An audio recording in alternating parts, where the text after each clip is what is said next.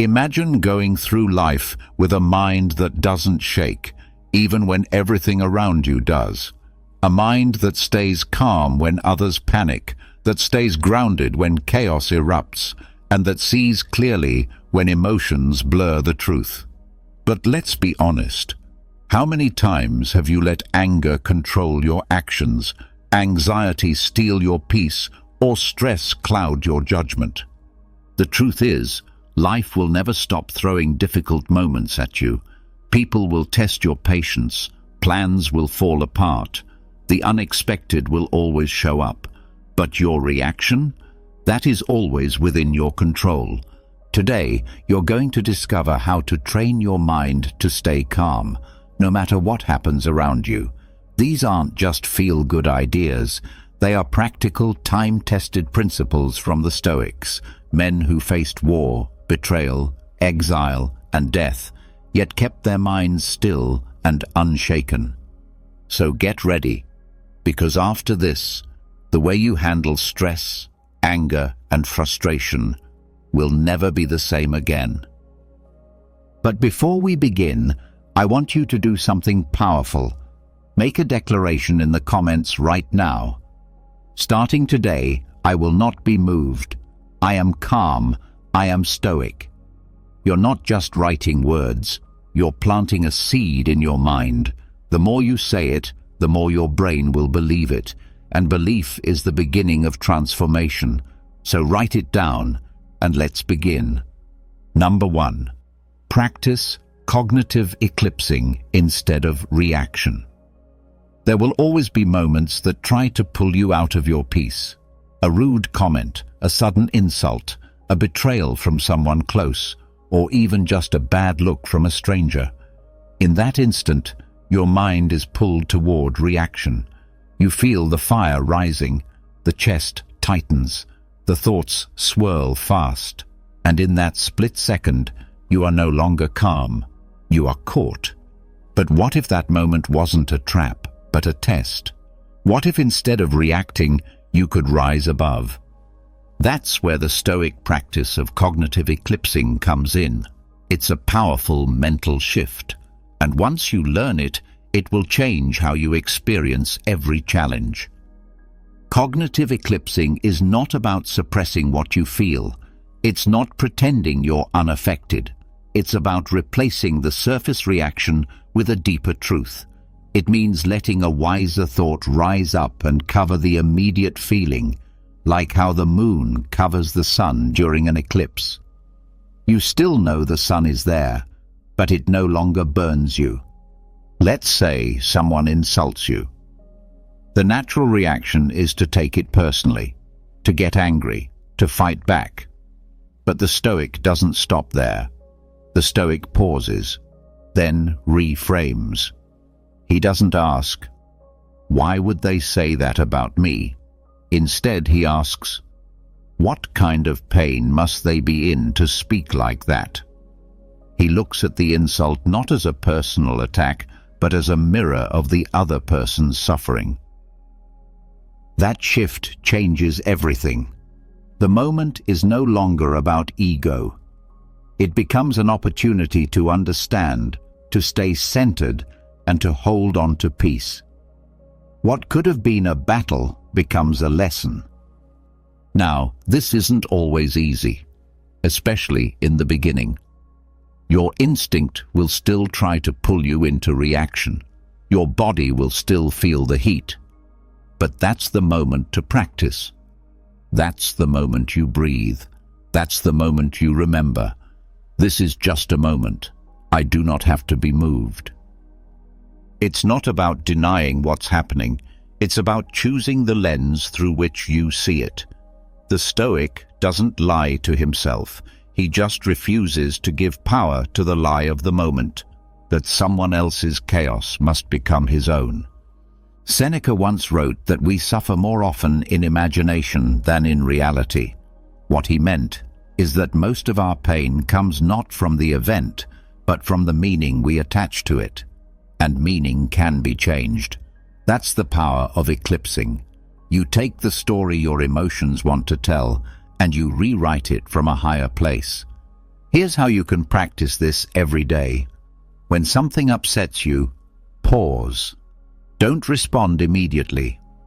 Give your wiser mind a chance to speak. Ask, is this worth my peace?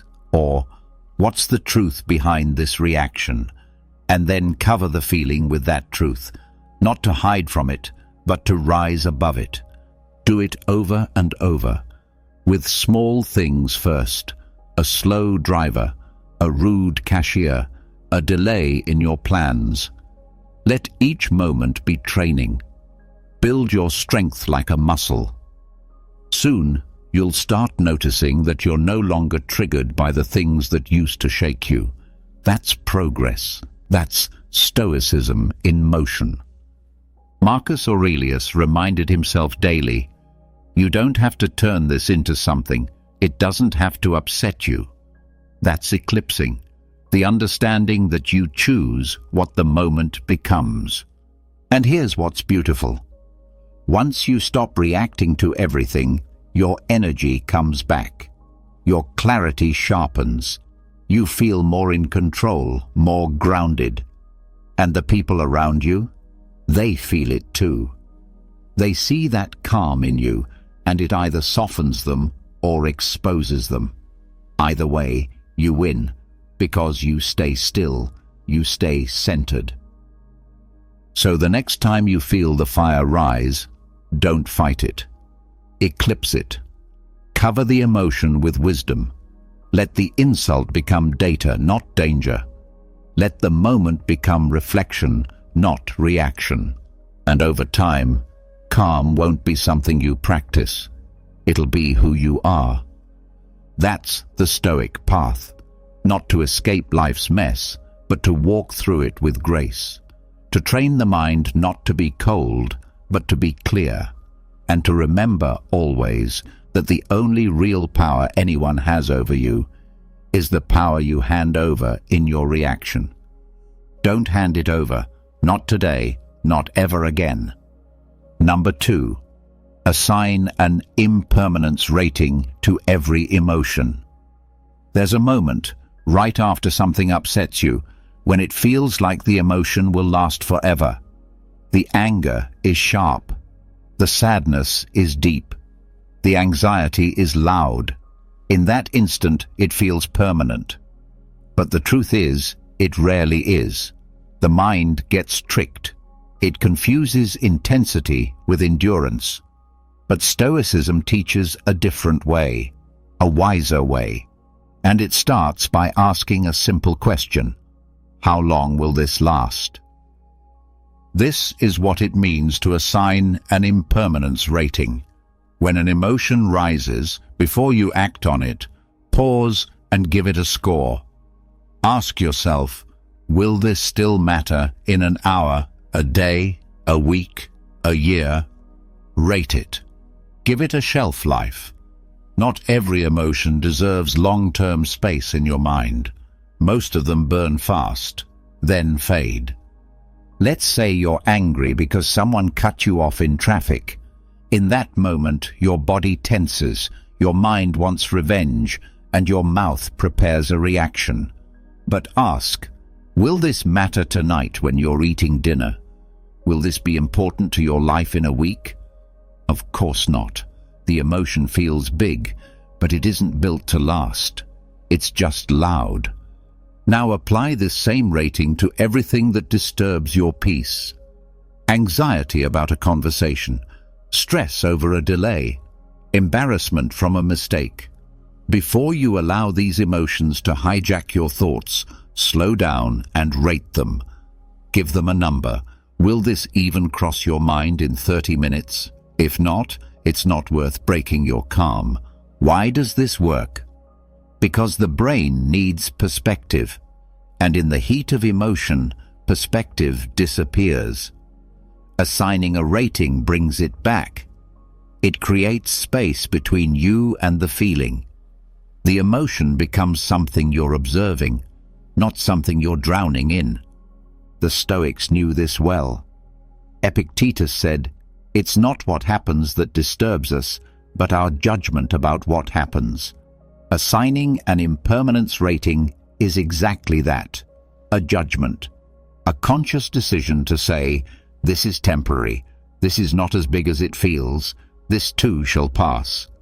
When you do this often, something powerful starts to happen. You stop being pulled into every emotional storm.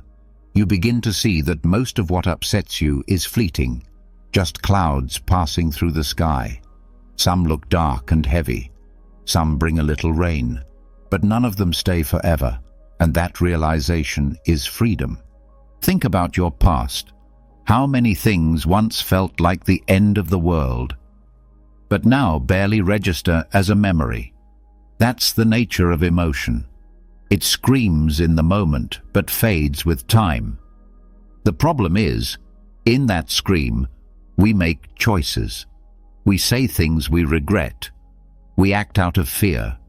We burn bridges. And later, we're left with the consequences of a feeling that didn't even last. So train your mind to ask the right question before you act. Not, what do I feel right now, but how long will I feel this? That one question can save you days of regret. Assigning a lifespan to your emotions helps you move through them instead of being controlled by them. It lets you see them for what they are, temporary visitors, not permanent residents. And that's how you take back control. That's how you become calm. Marcus Aurelius, who led battles and ruled an empire, still found time to remind himself daily, all is ephemeral, fame and the famous as well. If he could put the chaos of war, politics and power into perspective, so can you. Your stress, your anger, your fear, they are not forever. They are just now. And here's the hidden power. Once the emotion is rated and seen for what it is, it loses its grip. It becomes manageable. It softens. The urgency fades, and what follows is clarity. That calmer voice, the one that always seems to arrive after the drama, starts to speak sooner, and you begin to listen. So the next time an emotion rises, don't be fooled by its volume. Rate it, scale it. Ask how long it deserves your attention. Because once you realize most emotions are just passing clouds, you stop building your life around storms that never stay. Let them pass, let them go, let them shrink. And with every emotion you rate, your mind grows calmer, wiser, and stronger. That's the Stoic way. Number 3. Develop a ritual of first thought discarding. There's something you need to understand about your mind. It's fast, but not always wise. The first thought that shows up in a crisis is rarely the one that deserves your trust. It's loud, impulsive, emotional. It screams for attention. But that scream, it's not wisdom, it's instinct. And instinct, unless trained, is often unrefined. The Stoics knew this. They didn't trust the first reaction, even if it felt strong. They trained themselves to pause, to wait, to observe, because what comes first is often raw, but what comes after, that's where clarity lives. This is the practice of first thought discarding, and once you build it into your daily life, it will become one of the most powerful habits you'll ever own. Here's what it means. When something upsets you, scares you, or surprises you, don't believe the first thing your brain says. Just because it's the first thought doesn't mean it's the right thought. In fact, the Stoic sees the first thought like a rough stone, something that needs to be cut, shaped, and polished before it's useful. Let's say someone disrespects you in public. Your first thought might be, I need to put them in their place. That's the emotional spark. That's the ego reacting. But if you discard that first thought, just let it float away, you make space. And in that space, something better can grow. Maybe the next thought is, this isn't about me. Their behavior reflects their own inner storm. Or, if I respond with calm, I win without conflict. That second thought? That's the gold. That's the Stoic mind speaking, not the defensive ego, but the disciplined self. This practice isn't about weakness, it's about wisdom. It's about taking control of your mental energy and refusing to let your emotions dictate your behavior. The Stoics didn't suppress their feelings, they refined them. They turned chaos into clarity. That's mental alchemy. To make this work, you need a ritual, a habit that kicks in the moment something triggers you. Maybe it's a deep breath. Maybe it's a phrase like, "Wait for the second thought."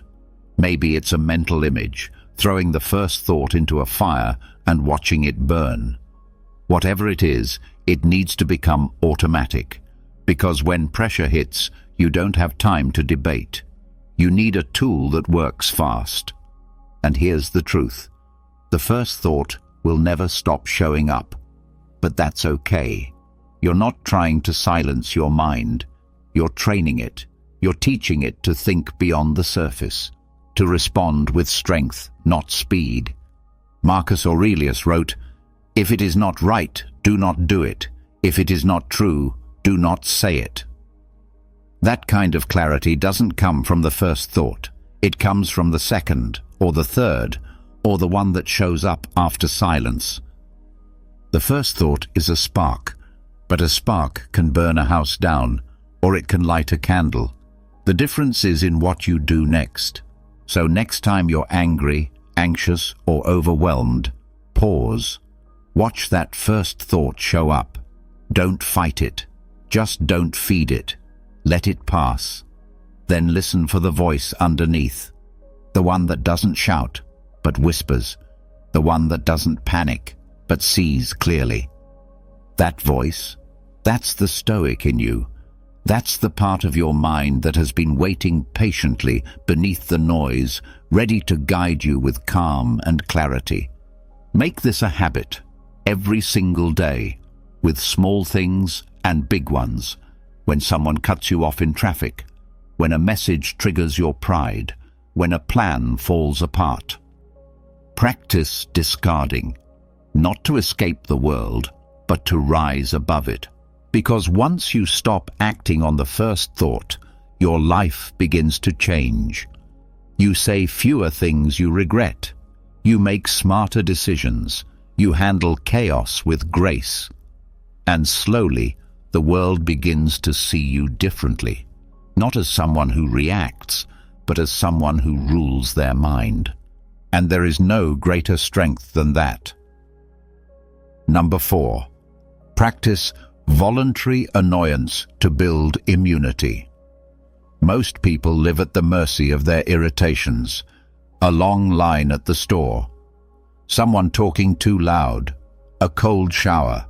A wrong opinion spoken with confidence. And just like that, peace disappears. The day is hijacked by the smallest things. But what if those tiny annoyances weren't enemies, but tools? What if discomfort could become your training ground? This is where the Stoic idea of voluntary annoyance comes in. And once you understand it, you'll stop fearing frustration and start using it.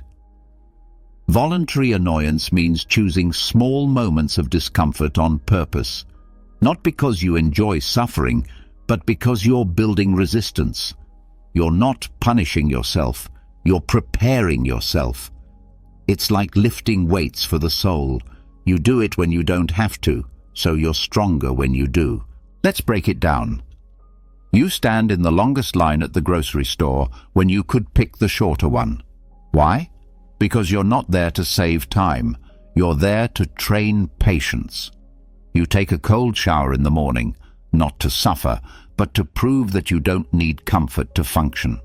You let someone say something incorrect without correcting them, not because they're right, but because your ego doesn't need to win every battle.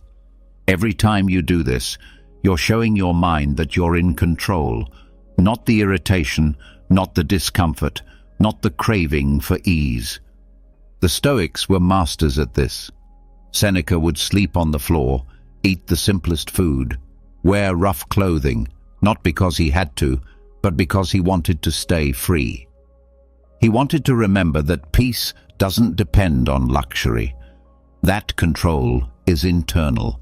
That discomfort is only a problem when it surprises you. When you choose your discomfort, you make yourself immune to it. Life can no longer catch you off guard because you've already been through worse, on purpose. Now, don't confuse this with masochism. The point isn't to make life harder than it is. The point is to stop being weak in the face of things that shouldn't have power over you. When you welcome small annoyances, they lose their sting. And more importantly, when the big storms come, you don't flinch. You've trained for this. Think about your daily life. How many times do you let small things ruin your mood? A slow internet connection, a late response, someone walking too slowly in front of you. These aren't real problems. They're ego bruises, and they're signs that your threshold for discomfort is too low. But that can change. You can build a higher threshold. You can raise your standard of self-control. One moment at a time. Start small. Let someone cut in line and smile anyway. Let the coffee be cold and drink it calmly. Let the app crash without shouting. Let the silence stretch in a conversation without rushing to fill it. These aren't tests. They're reps. Every time you face a small frustration and stay centered, you get stronger. You become calmer. You turn into someone the world can't easily shake. Marcus Aurelius said, "The impediment to action advances action. What stands in the way becomes the way." That is the heart of voluntary annoyance. You use the irritation as the training. You use the thing that used to steal your peace to build your peace. And here's what's beautiful. It doesn't take years. It just takes consistency. A few seconds each day, a moment of silence instead of snapping, a choice to endure instead of escape. Slowly, the ego loosens its grip. The nervous system cools, the mind expands, and people around you will start to notice. You'll be the one who stays composed when others explode, the one who doesn't get dragged into drama, the one who leads with presence, not impulse. That's not a personality trait. That's a trained skill. And it starts when you stop avoiding friction and start using it. So the next time something annoys you, don't react. Lean in. Say to yourself, I chose this. Let that moment become your gym. Let it strengthen you. Because the world doesn't need more people chasing comfort. It needs more people who are unshakable. Be one of them. Train in the small. Prepare for the big. And build a mind that cannot be disturbed by what once ruled you. That is Stoicism in action. Number 5. Use auditory distancing in conversations. Words have power, but only if you let them enter. When someone speaks with anger, criticism, or blame, their words come loaded, like arrows aimed straight at your peace. But the Stoic doesn't flinch. He doesn't catch those arrows. He watches them pass. Because to the trained mind, an insult is not a weapon. It's just air moving. This is the art of auditory distancing, a simple but profound Stoic technique. And it begins with one mental shift. Stop hearing meaning and start hearing sound. Let's say someone says, "You're always messing things up." The normal response is emotional. You hear the words, you feel attacked. Your mind races to defend, to explain, to retaliate. But the Stoic doesn't react that way. The Stoic hears something else, not judgment, not truth, just vibrations in the air. The phrase, "you never listen," becomes just sound, just syllables, just noise moving through space, like wind brushing past a window. It passes, it fades, and it leaves you untouched. Why does this work? Because your emotional response begins where interpretation begins. The moment you attach meaning, the moment you personalize, you hand over your peace. But if you pause, if you shift your focus from content to texture, from message to sound, you create space. You disarm the moment. Think of your mind as a fortress. Every word trying to provoke you is like someone throwing pebbles at the wall. Most people open the gate. They run outside. They start a fight over pebbles. But the Stoic stays inside, calm, composed, unbothered, because he knows those are just sounds. Let them fall. It doesn't mean you ignore disrespect. It doesn't mean you never speak up. But it means your response comes from clarity, not from wounded pride. You choose when and how to respond, not because you were provoked, but because it's the right time and the right way. Auditory distancing gives you the gift of time. It puts a buffer between trigger and reaction, and in that space, you reclaim control. You can practice this every day. When someone complains, hear the tone, not the blame. When someone gossips, hear the rhythm, not the poison. When someone snaps, hear the breath, not the heat. Let your brain translate their words into neutral sounds. Don't absorb their emotion. Don't mirror their chaos. Let it pass by like background music in a crowded room. Even in peaceful conversations, this practice has power. You listen better. You don't interrupt. You stop preparing your reply before they finish speaking. You become more present, more composed, more free. Marcus Aurelius often reminded himself, "You always own the option of having no opinion, and that includes the option to hear something and not react, to let someone's voice pass through you like wind through trees, to choose silence when noise surrounds you." This is how you stay unshaken, not by fighting every word, but by refusing to let every word enter. When you train your mind to hear sound instead of insult, something changes. The world softens. You no longer live on edge. Your peace is no longer held hostage by someone else's tone. So next time someone speaks with heat, try this. Don't rush to understand. Don't rush to argue. Just listen to the sound. Feel it move past your ears like water down a stream. Know that their noise doesn't have to become your storm. This is the mind of a Stoic, calm, clear, untouched by noise. Let that be your power. Let sound be just sound, and let peace remain your constant home. Number 6, build a still point practice with objects. In a world full of noise, motion, and pressure, the mind looks for something to hold on to. Something that doesn't move when everything else does. Something quiet in a storm of voices. And while many chase elaborate rituals to find peace, the Stoic knows the truth. Sometimes stillness can be held in the palm of your hand.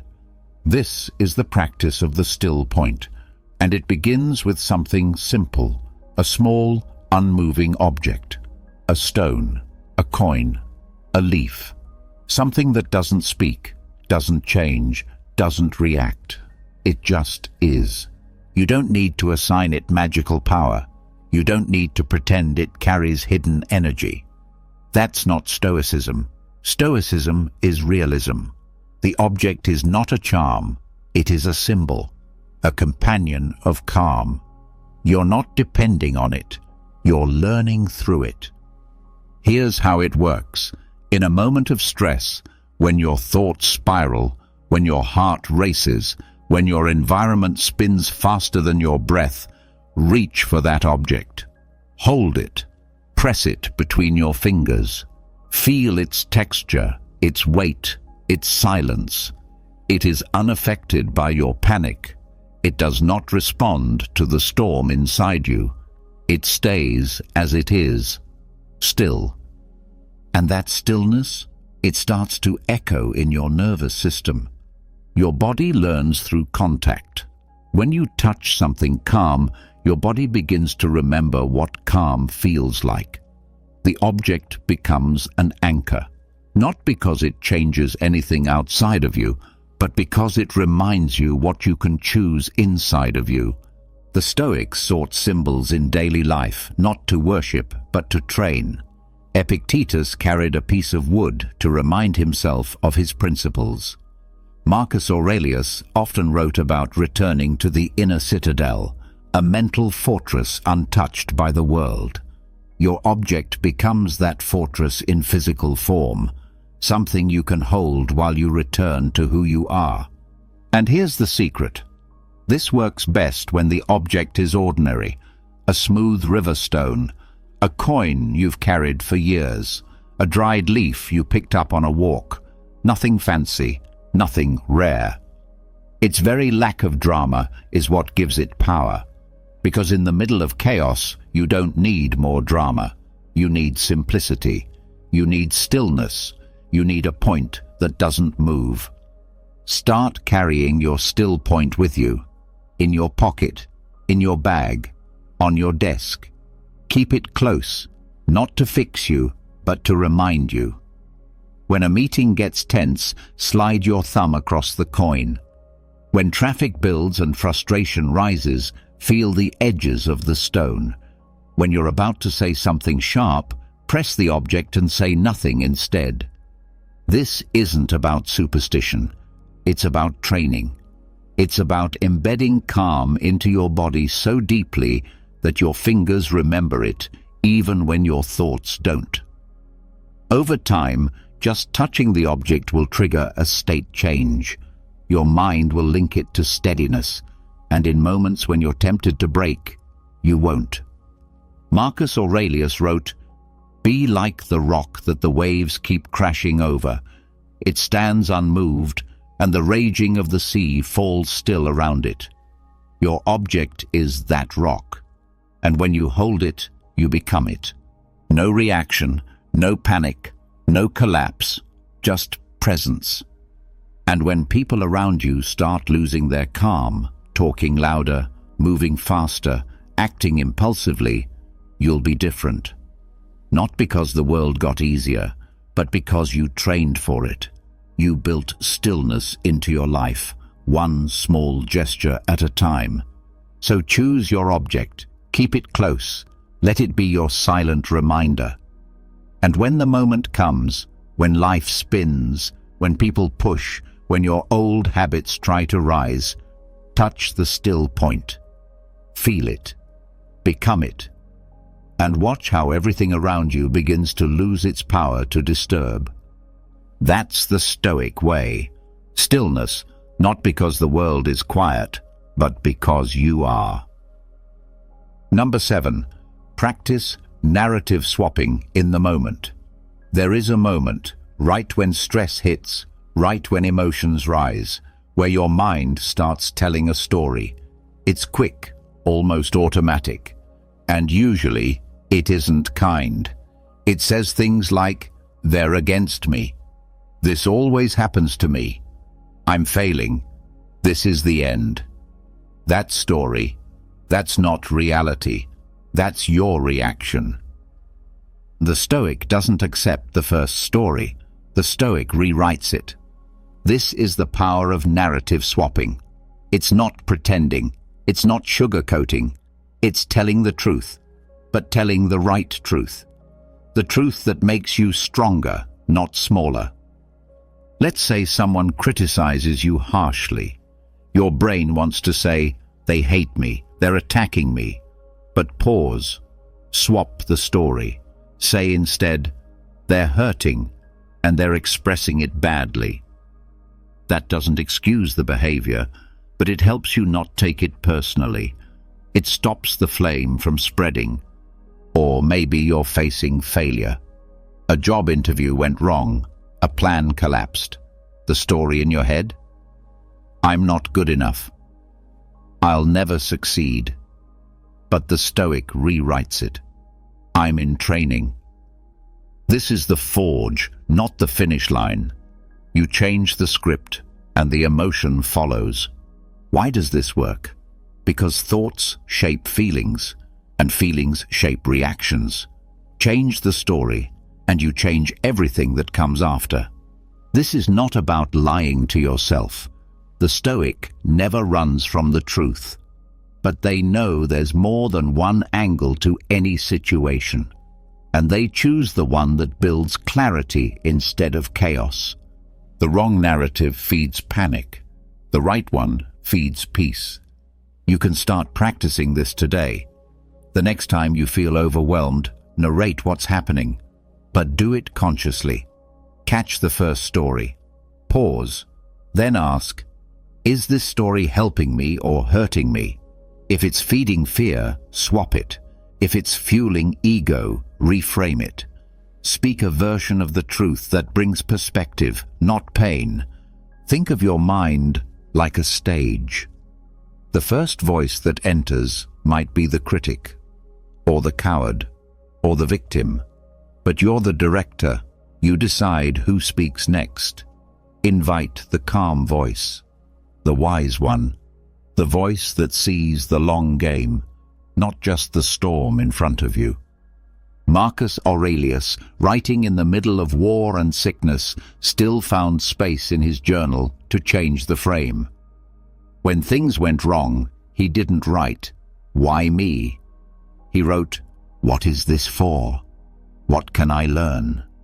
What part of my nature can grow from this?" That's narrative swapping in action. That's how a Stoic keeps their feet on the ground when the sky falls. Try this with everything. Traffic jam. First story.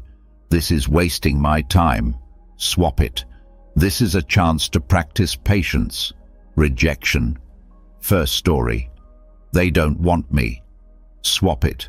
I'm being redirected. Embarrassment. First story. They're judging me. Swap it. I'm human, and they're not thinking about me as much as I think. Each time you do this, your mind learns a new way to process life. You stop being the victim of your story. You become the author. And what's beautiful is, you don't need perfect conditions to do this. You can swap a story in a second, in a hallway, in a meeting, in your car. The moment is neutral until you label it. Choose the label that lifts you, not locks you. Because the Stoic mind doesn't just react, it reflects. It doesn't just feel, it reframes. And in that framing, it finds calm. So the next time your thoughts begin to spiral, ask, what's another way to see this? Then write the new script. Say it out loud if you need to. Let it echo in your mind, and watch how quickly the storm settles. That's not delusion. That's discipline. And it's the difference between a mind that breaks and a mind that bends but never falls. So swap the story.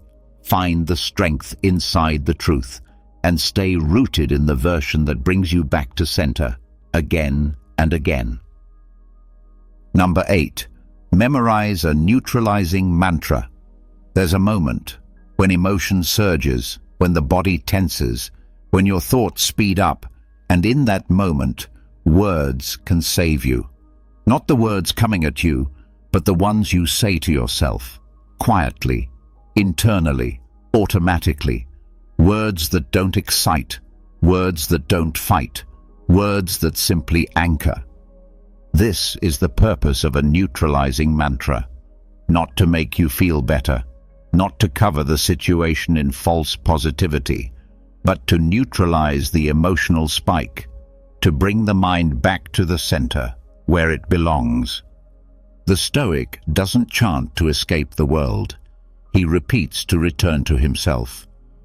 Your mantra should be short, simple, direct, not sugar-coated, not dramatic, just clear.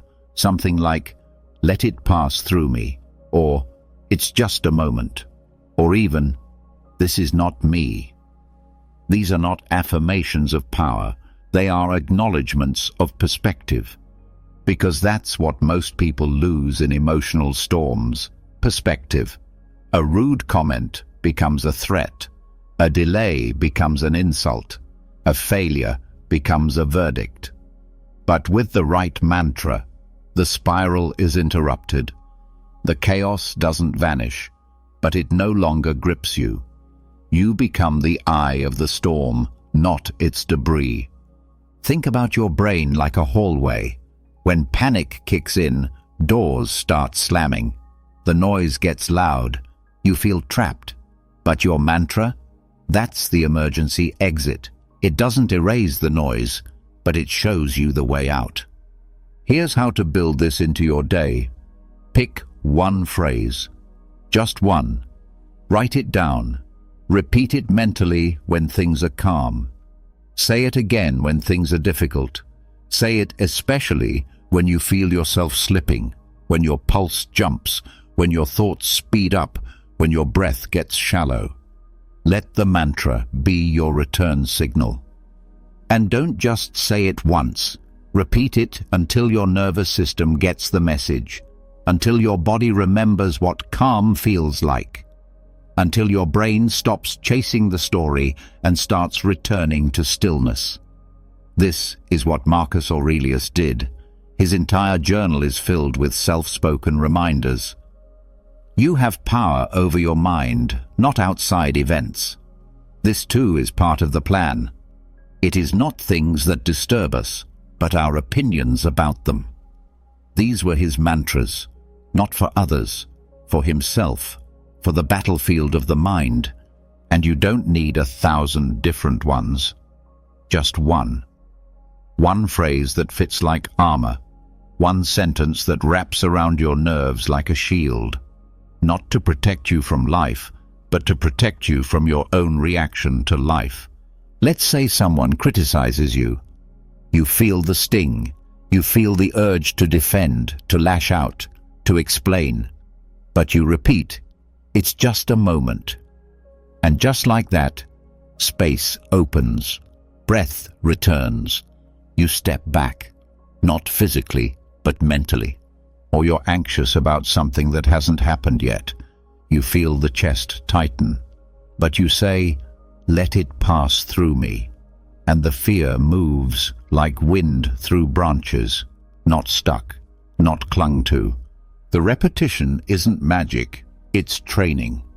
You're teaching your mind that not every emotion needs to be followed. Not every storm needs to be entered. Some just need to be watched. Let the mantra be your umbrella. You might feel silly at first.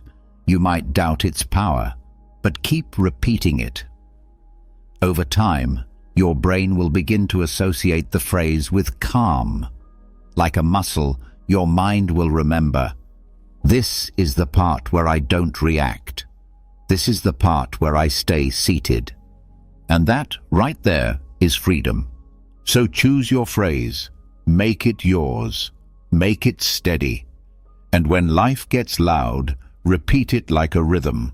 Not to silence the world, but to rise above its noise. That's not avoidance. That's Stoic control. Because the calmest minds are not those with perfect lives. They are the ones who've built the habit of returning again and again to stillness. Let your mantra become your return point. Let it guide you back, every time. Number 9, use reverse visualization. When the worst comes. Most people, when they visualize the future, paint it bright. They imagine success, smooth paths, everything going exactly as planned. But when reality doesn't match that image, when life bends or breaks, they panic. The nervous system, unprepared, floods with fear. The mind collapses under the shock of surprise. The Stoic trains differently. The Stoic practices reverse visualization. This doesn't mean expecting failure. It means preparing for it, mentally, emotionally, physically. It means picturing the worst, not to suffer twice, but to suffer less. It's not negativity, it's readiness. Here's how it works. Instead of visualizing victory, you visualize staying composed inside the loss. Instead of picturing the win, you picture yourself breathing calmly when it doesn't come. You see yourself in the storm, not panicking, not screaming, not collapsing, but standing still. Let's say you're waiting for test results. Most people imagine it'll be fine, and if it isn't, they fall apart. But the Stoic imagines, what if it's not fine, and I'm still okay? You see yourself in the hospital waiting room, quiet, maybe afraid, but not out of control. You imagine your breath staying steady, your thoughts staying centered. Or a breakup. Instead of picturing everything going perfectly, you picture yourself hearing the words, "I don't love you anymore," and not crumbling. You feel the sadness, but you stay present. You don't beg. You don't rage. You sit. You breathe. You walk out with dignity. Or your business fails. The plans fall apart. Everyone's watching. Instead of visualizing the applause, you visualize yourself packing up the office, one box at a time, without shame, without panic. You imagine the silence after the collapse, and inside that silence, you're still you. This is reverse visualization, not imagining the perfect day, but preparing your spirit for the imperfect one. Because those are the days that test you, not when everything works, but when everything doesn't. Marcus Aurelius practiced this every morning. Before beginning his day, he would remind himself, "You will meet people who are jealous, rude, selfish." Why? So he wouldn't be surprised. So he wouldn't waste energy on outrage. He rehearsed life as it is, not as he wished it would be. You can do the same. Close your eyes and picture it. The thing you fear most. Not to torture yourself, but to walk through it before it happens. But here's the key. Don't picture the disaster alone. Picture yourself inside it, calm, present, clear, not superhuman, just still. Your body learns from this. Your nervous system adapts.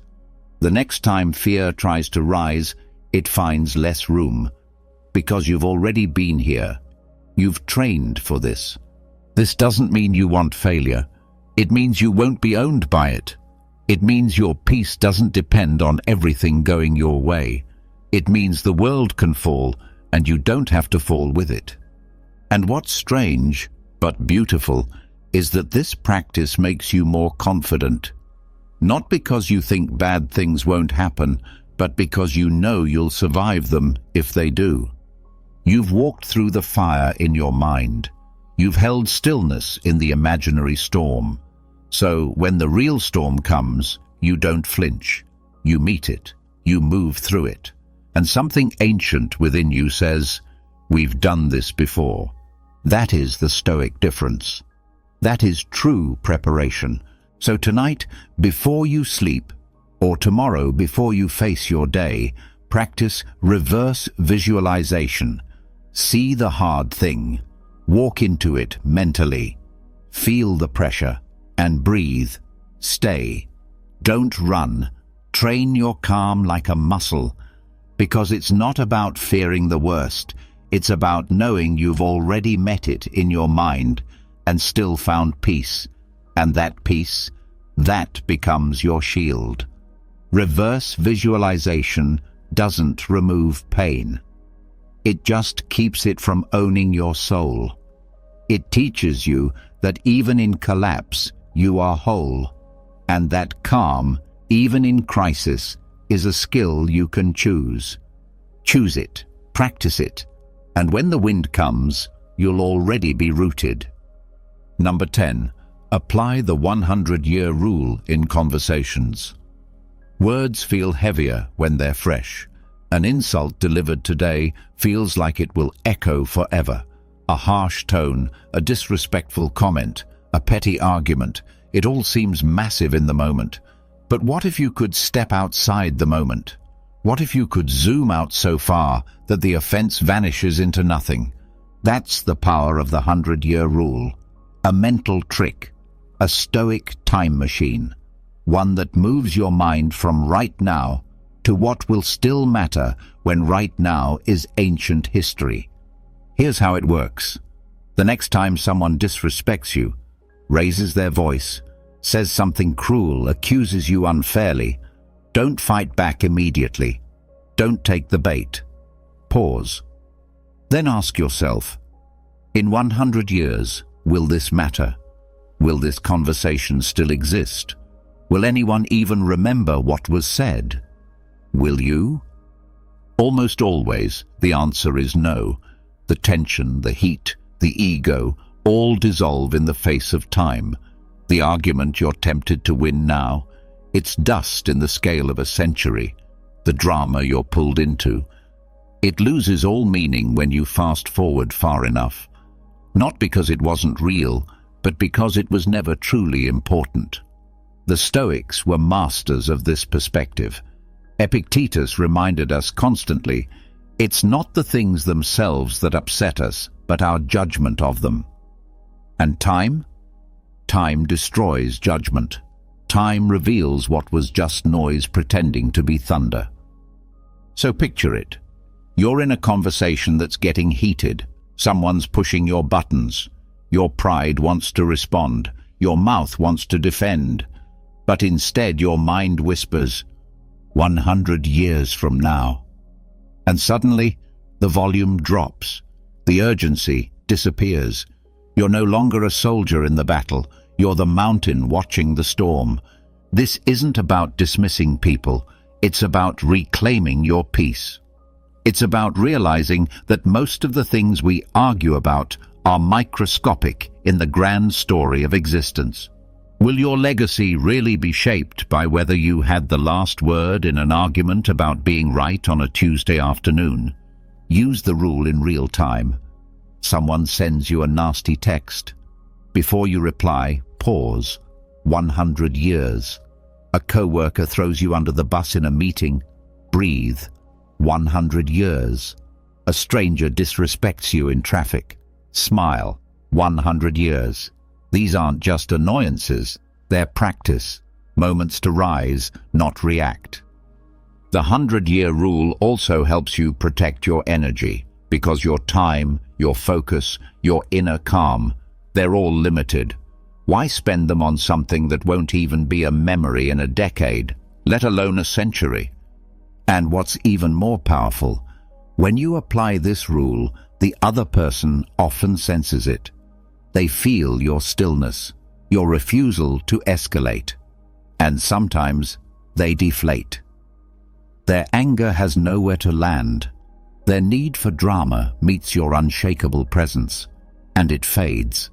Marcus Aurelius often reminded himself that he too would die, that everyone he met would die, that even the names of the powerful would be forgotten.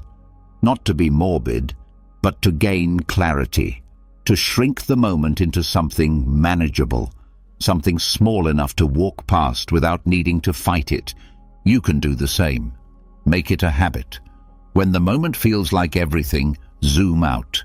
Picture the people gone, the buildings gone, the streets gone, and what remains? The kind of person you chose to be in that tiny, fleeting spark of time. That's what matters. Not the insult, not the tone, not the argument, but the inner choice. Did you rise or sink? Let the 100-year rule become a reflex. Let it carve away what isn't real. Let it shrink the noise until it's just that, noise. Because when you think in centuries, petty things lose their teeth. And you gain the calm that comes from timeless vision. So next time the moment tries to pull you down, float above it, travel forward, ask the question, and then Return to now, untouched, steady, stoic. Number 11. Master the 3 breaths before movement rule. There's a split second between stimulus and response, where everything is decided. One text, one insult, one misunderstanding. That's all it takes to flip your world upside down if you let the emotional spike win. And most people do. They jump in. They reply too fast. They speak before they think.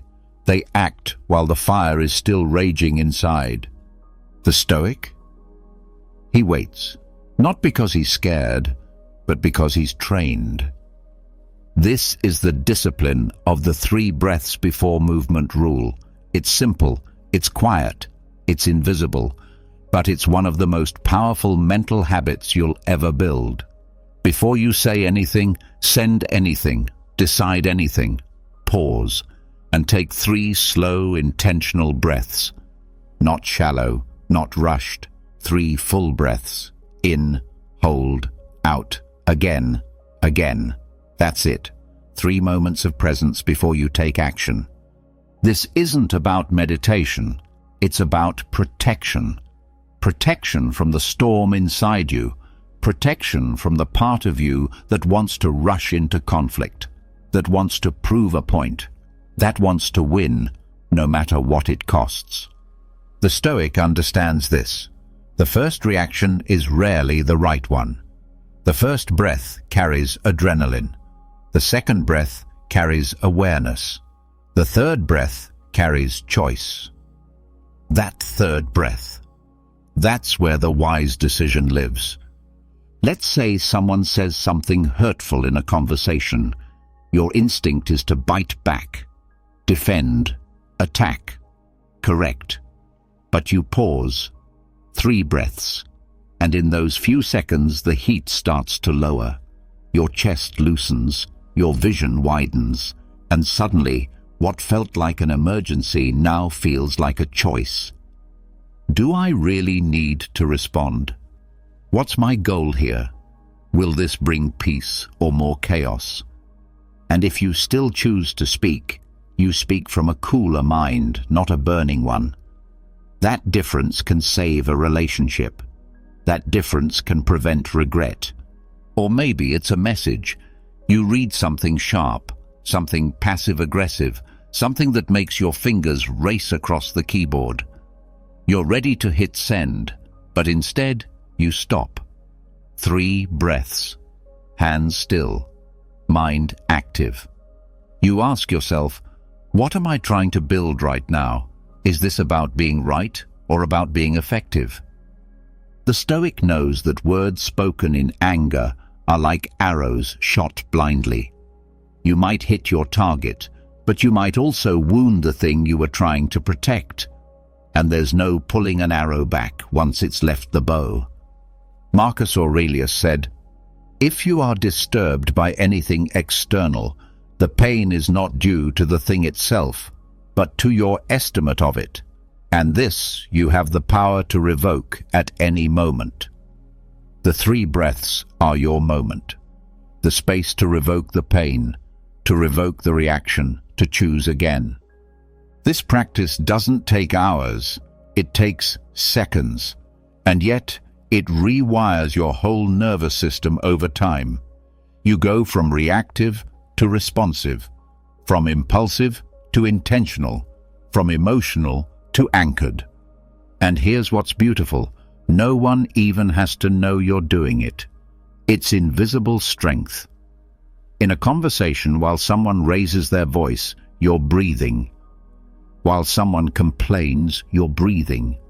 While your mind tries to run ahead, you stay behind, calm, rooted. Each breath pulls you out of the storm.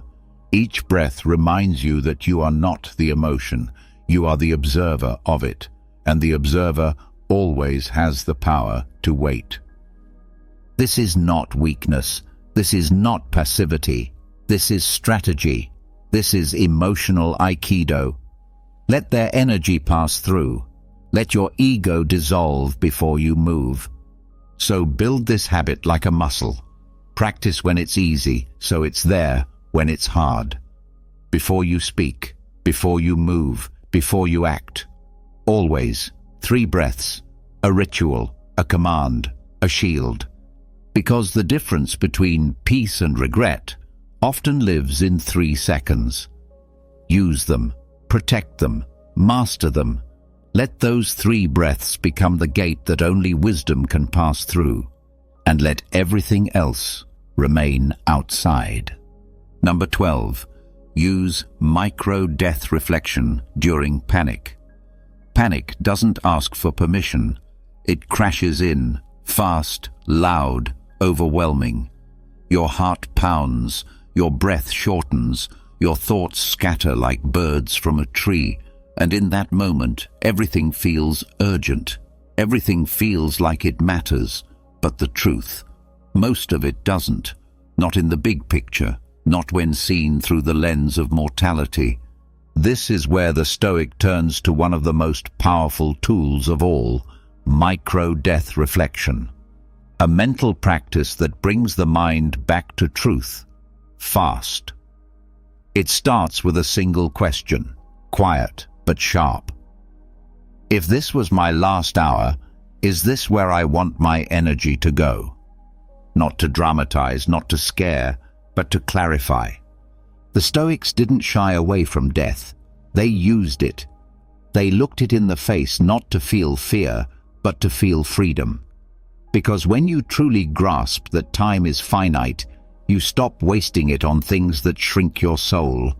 You stop giving your calm to people who haven't earned it. You stop feeding fear that doesn't deserve the fuel. Marcus Aurelius wrote, "Soon you will have forgotten all. Soon all will have forgotten you."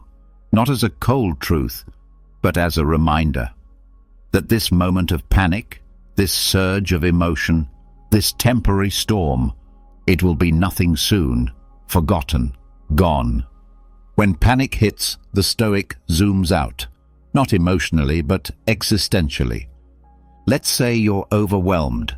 Everything is piling up. Work, deadlines, pressure. You feel like you're drowning. Stop. Ask, if I had 60 minutes left on Earth, would I want to spend it anxious about this? The answer is almost always no, not because the situation isn't real, but because your reaction is costing you something too precious, your remaining peace. This practice doesn't mean you give up. It means you prioritize. You stop investing your emotional energy like it's infinite. You realize it's not. You have a limited amount of breath, of focus, of heartbeats, and that awareness becomes your compass. You can use this tool anywhere, in traffic, in an argument, in a moment of fear. Pause. Ask the question, if this was the end, does this matter? You'll be stunned at how quickly the panic loses its sharpness. The brain resets, the breath returns, the ego sits down. You remember that much of what you're fighting for won't matter in the long run, and in that clarity you find power. Because death, when remembered correctly, doesn't paralyze. It purifies. It strips away what doesn't matter. It humbles the noise. It silences the petty. And what's left? Just you, and the choice of where to put your final energy. Use this tool often, not to live in dread, but to live in depth, because when every hour could be your last, every hour becomes sacred. And sacred moments are not meant to be wasted on panic, on pride, on pointless fires. This doesn't mean you don't care. It means you care deeply, but only about what deserves it. This is how the Stoic finds calm when others collapse. He remembers death is always close, and that memory becomes a guide, not a curse. So the next time you feel overwhelmed, ask yourself, is this where I want my last breath to go? If not, let it go. Breathe. Reclaim your stillness. Reclaim your moment. Because the fear that screams today will be silenced tomorrow, and what matters is not how loud it screamed, but how calmly you stood while it passed. Number 13. Train emotion label substitution. Words are not just descriptions. They are triggers.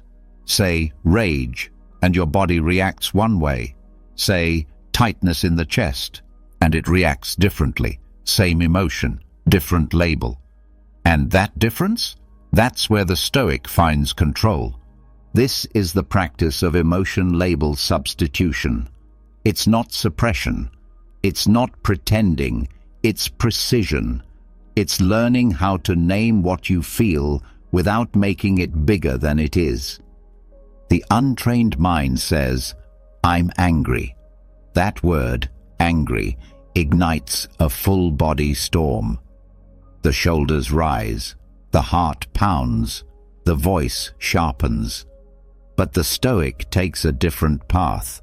Instead of saying, "I'm angry," he says, "There's heat in my chest." That one change breaks the emotional chain. Because here's the truth.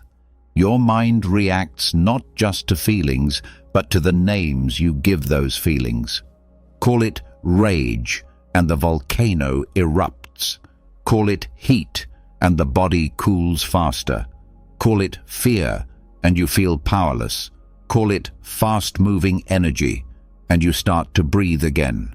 Call it sadness, and it swells. Call it low pressure, and you weather the wave.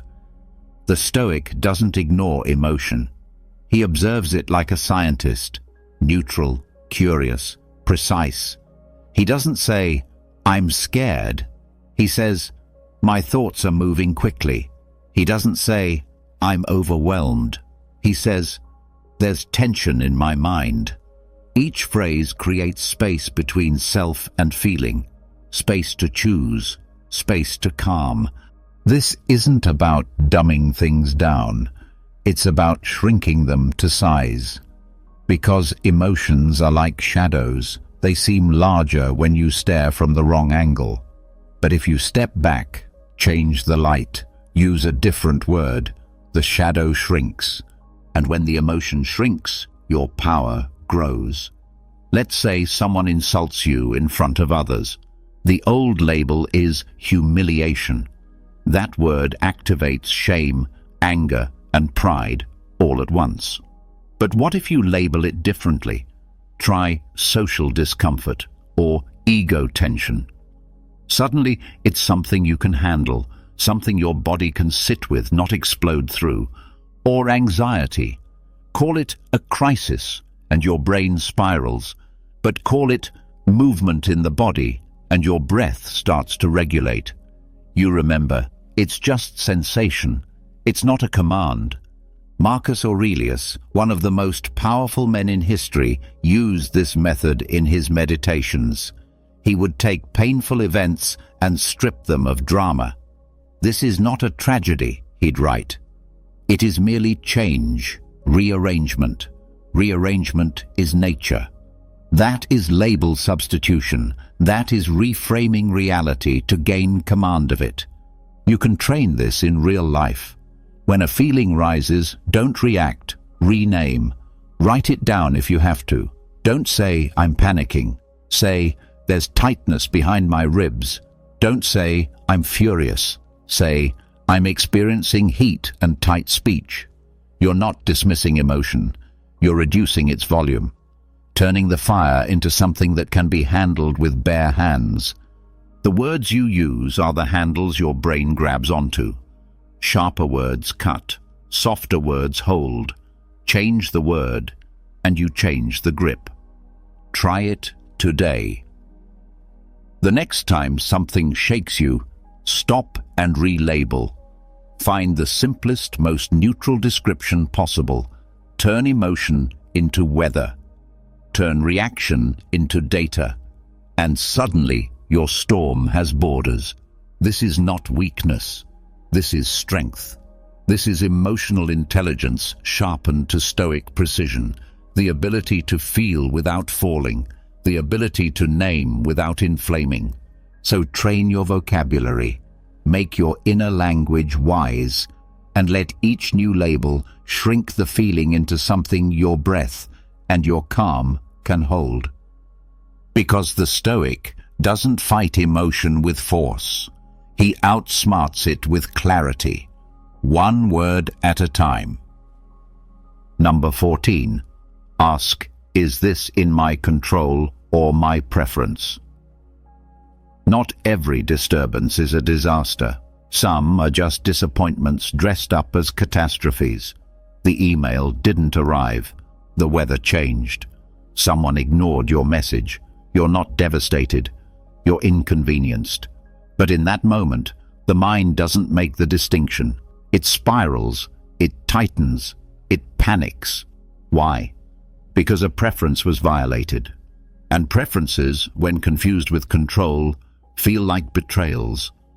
This is where the Stoic draws a line, a sharp, clean line. One question: is this in my control, or is this just my preference? That one sentence becomes the scalpel that cuts through mental chaos. Because here's the truth. Most of what upsets us has nothing to do with what we can't survive, and everything to do with what we didn't expect. You wanted peace and got noise. You wanted validation and got silence. You wanted smooth and got resistance. But none of that was guaranteed. It was all just preference. The Stoic is not cold. He's clear. He still prefers sunshine to rain. He still prefers kindness over cruelty. But he never ties his peace to it. Because peace doesn't live in preference. Peace lives in clarity. The clarity to know what belongs to you and what never did. So when you feel the spiral starting, when your chest tightens and your thoughts begin to loop, ask the question: is this mine to control? Or is this just something I hoped would go my way?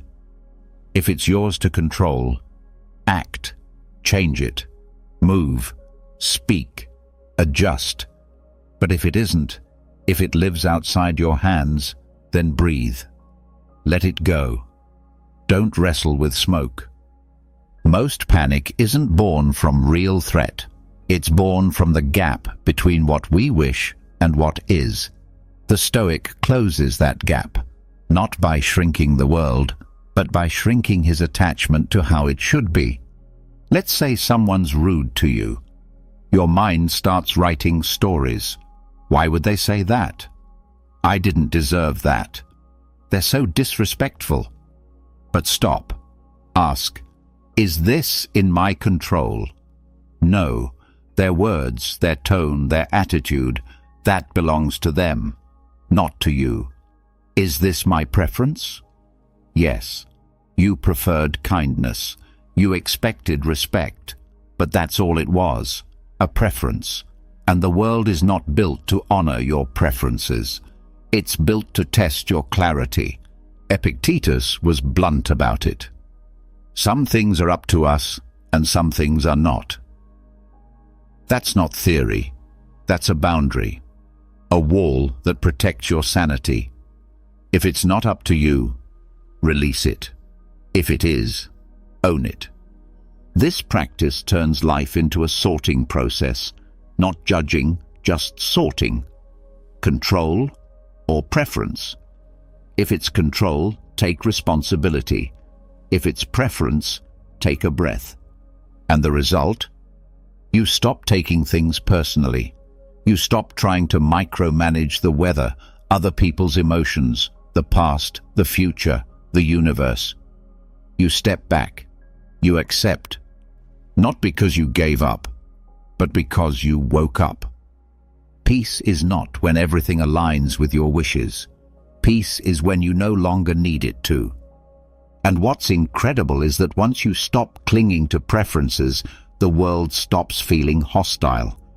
It's no longer failing you, it's just being what it is.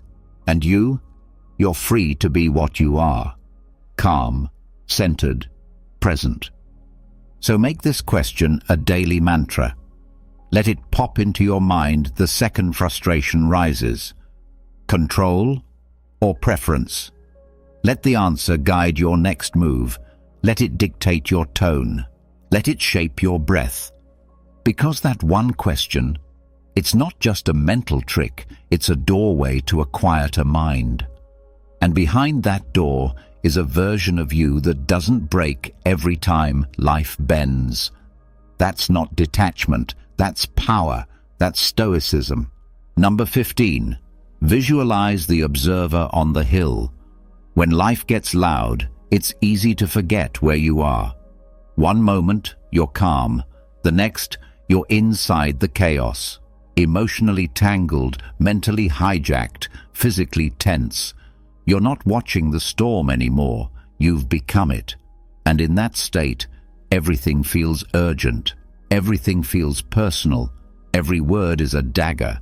Every thought is a threat. But the Stoic knows how to escape without running away. Not by controlling the world, but by changing their vantage point.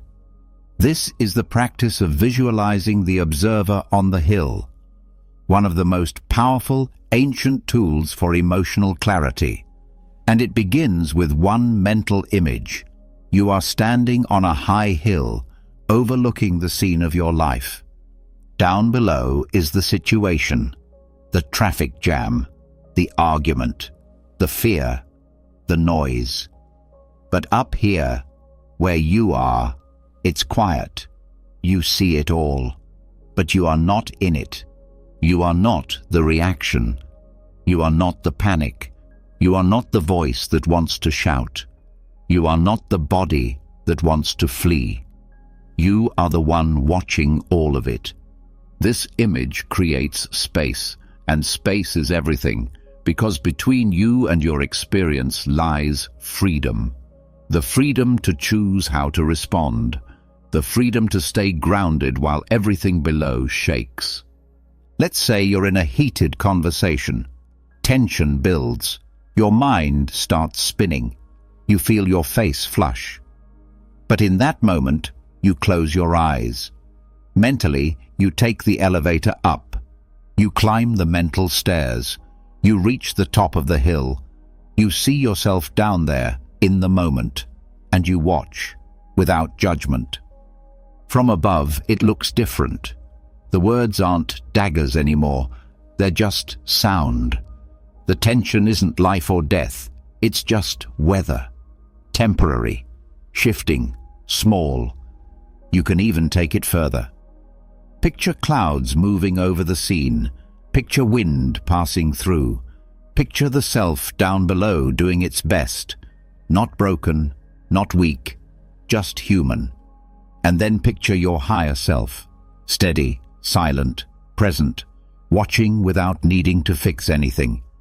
This is not dissociation. This is elevation. You're not escaping reality. You're stepping back far enough to see it clearly. Marcus Aurelius did this constantly. In his meditations, he reminds himself, you have power over your mind, not outside events. Realize this, and you will find strength. The observer on the hill is your mind's high ground. And from high ground, the flood looks manageable. Even the darkest storm looks smaller from above. This technique rewires your identity, because most people think, I am this emotion, I am this moment. But the Stoic learns to say, I am the one witnessing this emotion. I am not what I feel, I am the space it passes through. Use this practice whenever you feel overwhelmed, in the car, in a room full of tension, alone with racing thoughts. Close your eyes, even for 10 seconds, and rise. Go to the hill. Watch without needing to fix. Witness without judgment. Just observe. And what happens next? Your breath slows. Your pulse softens. Your thoughts realign. The experience is still there, but it's over there. Not inside you, not fused with you. Just a scene unfolding. From this space, choices return, perspective returns, peace returns. Because the Stoic doesn't fight the storm, he rises above it. He doesn't become the waves, he becomes the sky, the silent presence above it all. So make this visualization part of your life. Don't wait for crisis. Practice it in small moments. Train your mind to rise. Build the habit of returning to the hill. And with time, it won't take effort. It will become instinct. And when the world shakes, when people scream, when plans collapse, you'll still be up there, watching, calm, still. That's not just visualization, that's identity, that's mastery, that's the Stoic way. When the world spins, the Stoic mind stays still. Not because it was born calm, but because it was trained that way. Through breath, through reflection, through awareness. You've just explored 15 rare and powerful tools that turn reactivity into clarity. From discarding your first thought to standing on the hill above your own chaos, you now carry with you more than techniques. You carry armor for the modern mind. This isn't about avoiding life's storms. It's about walking through them untouched. And that strength? It doesn't shout. It doesn't clench fists. It simply stays seated while the room shakes. So when the next challenge comes, don't ask for peace. Become it. And now it's your turn. Drop a comment below and share the technique that hit you the hardest. Was it the mantra? The reverse visualization? The still point in your palm? Imagine waking up every day with a clear sense of purpose, unaffected by setbacks, undeterred by the chaos around you, and constantly focused on what truly matters. It sounds almost superhuman, doesn't it? Yet, this was the reality for one of the most powerful men in ancient history, Marcus Aurelius, a Roman emperor and a Stoic philosopher. His personal notes, which have survived for millennia, are not just relics of a past era. They provide strikingly relevant advice on how to harness the power of self-discipline in today's noisy world. In this exploration, we will delve deep into the core of Stoicism, examining its principles not as abstract ideas, but as practical tools for living a more disciplined and fulfilled life. Stoicism teaches us how to transform adversity into opportunity, emotional turmoil into peace, and life's unpredictability into a source of strength. Whether you're facing daily stress, searching for inner peace, or seeking ways to boost your productivity, understanding the Stoic way of life offers profound insights. In a world filled with endless distractions and instant gratifications, Stoic philosophy grounds us in the virtues of wisdom, courage, justice, and moderation. It's not just about enduring life, it's about thriving within it, no matter the obstacles that arise. If you're ready to change how you view and handle life's challenges, stay tuned as we unpack the powerful, life-altering teachings of Marcus Aurelius and how they can be applied to cultivate a robust and disciplined life today. As we embark on this journey through Stoic philosophy and Marcus Aurelius's profound teachings, if you appreciate what we're doing here, a simple and free favor I ask is for you to hit the subscribe button. Don't skip any part of this video, because if you're here, you're already different from the majority. Consider yourself an exception and stay tuned for the unique insights we will explore together. At the heart of Marcus Aurelius's philosophy lies the belief that self-discipline starts with finding your purpose.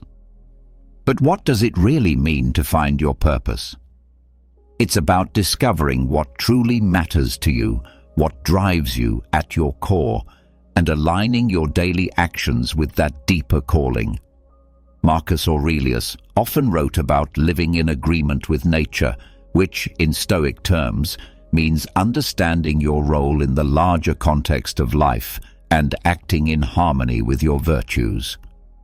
For Aurelius, purpose wasn't just an abstract ideal, it was a practical compass that guided his every decision, from the smallest to the most significant. He believed that understanding one's purpose is what gets you out of bed each morning, ready to face the challenges of the day. It's what keeps you focused and steadfast when distractions arise, and it's not about achieving grand feats or seeking external validation. Instead, it's about fulfilling the duties life presents to you, approaching every task with commitment and integrity. In today's world, finding your purpose can seem overwhelming. We are constantly surrounded by choices and distractions which can pull us away from our true paths. This is where Stoic wisdom becomes not just helpful, but essential. Stoicism teaches us to peel back the layers of superficial desires and fleeting emotions to reveal what is truly essential for our well-being and growth. It encourages us to ask ourselves, what is truly worth my time and energy? How can my actions today contribute to the greater good and to my personal development? As you consider how to apply this principle in your life, think about what you are naturally drawn to, what gives you deep satisfaction, or what challenges you feel motivated to solve. These are clues to your purpose, and once you identify them, the Stoic practice of daily reflection becomes invaluable. By aligning your actions with your purpose, by saying no to what doesn't serve you and yes to what does, you can cultivate the self-discipline necessary to lead a meaningful and impactful life. Take this insight from Marcus Aurelius and apply it daily. Ask yourself each morning, what am I meant to do today? And each evening, have I lived true to my purpose?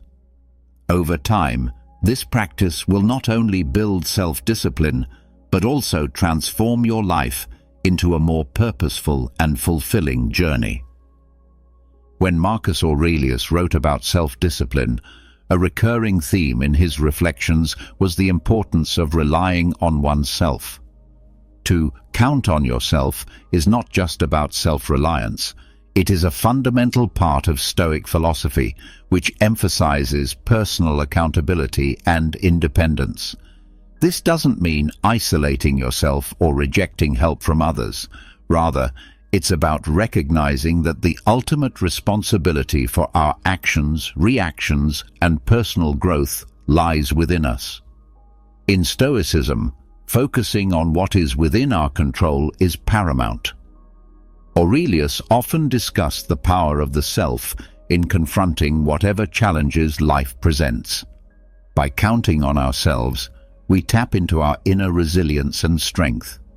This principle teaches us to trust our ability to navigate life's uncertainties and adversities.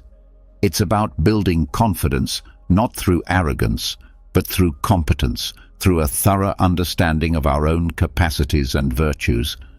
This self-reliance is both liberating and daunting, particularly in today's interconnected world where opinions and advice are constantly available. Learning to listen to our inner voice can be challenging. However, Stoicism teaches us to filter out the noise and trust our reasoned judgment. Aurelius believed that this internal guidance was the most reliable counsel one could have, because it is rooted in reason and virtue. By counting on ourselves, we also develop autonomy in our decision-making processes. This autonomy enables us to make choices that align with our values and principles, rather than being swayed by external pressures or temporary emotions. Such autonomy is crucial for maintaining personal integrity and for living a life true to oneself. So, how can we begin to truly count on ourselves?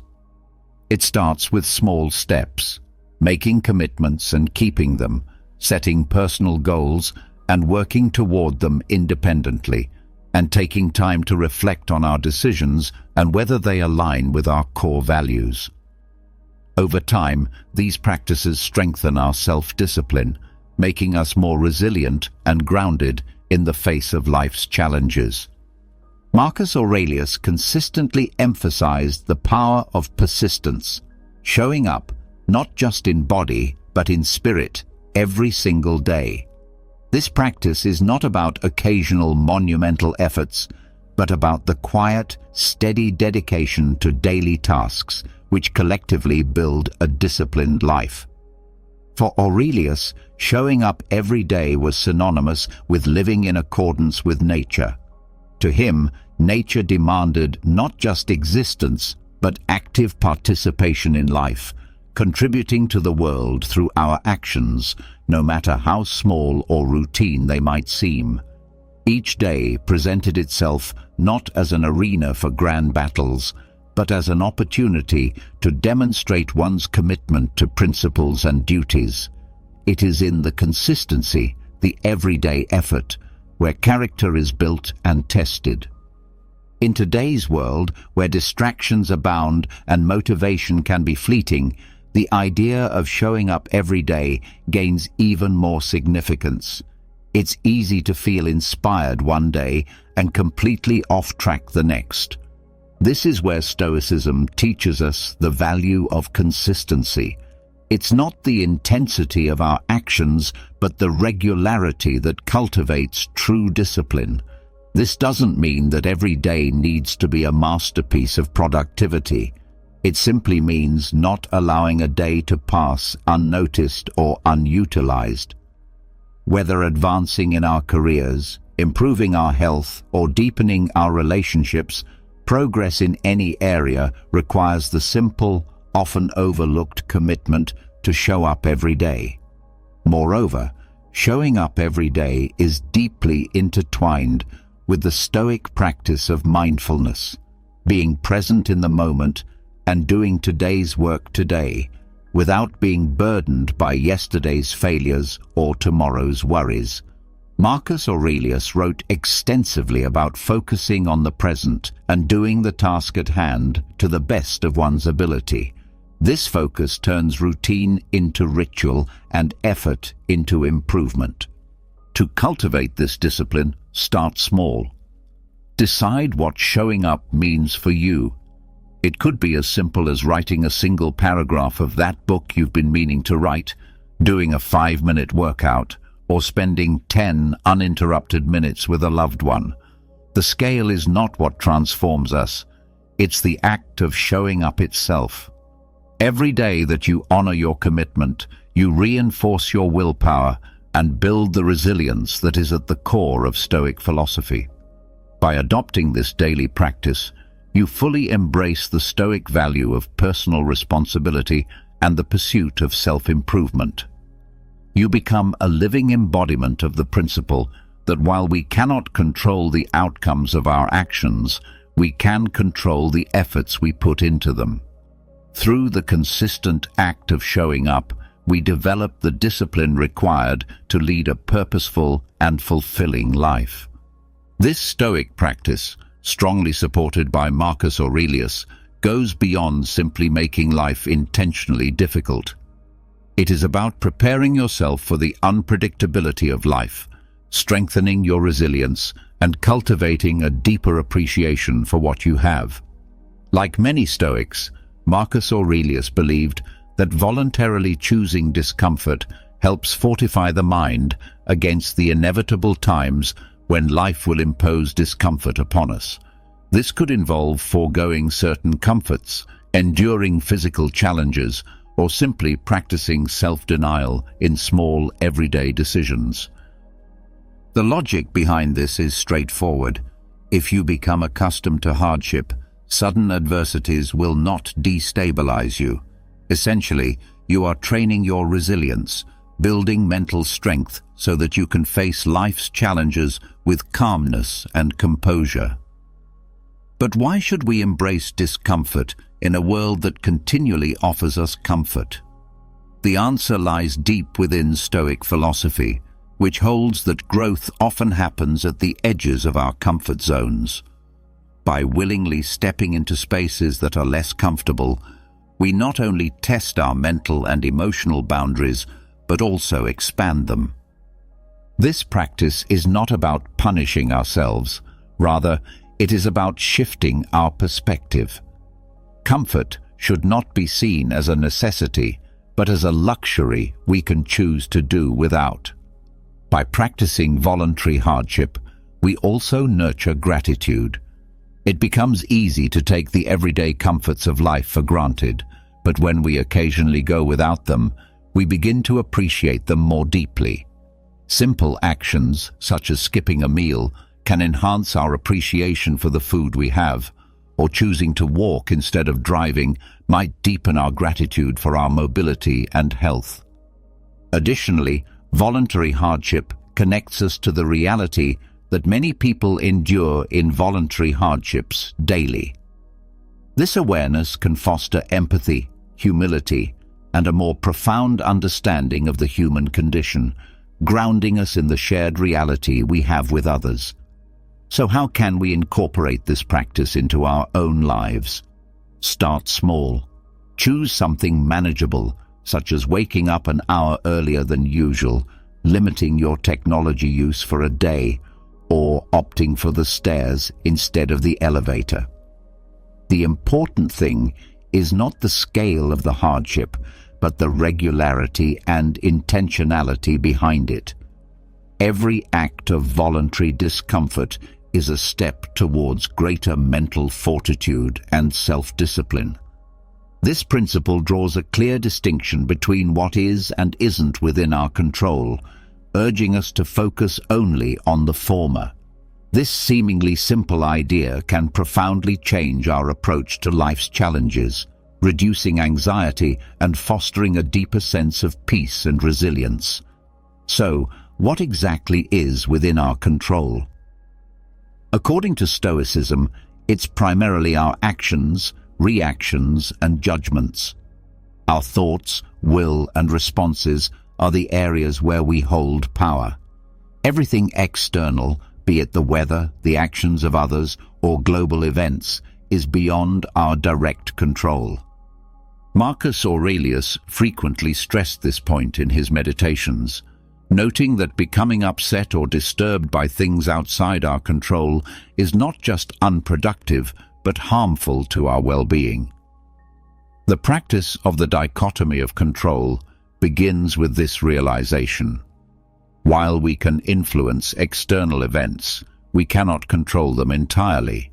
The Stoic approach is to accept this fact not passively, but as a liberating truth.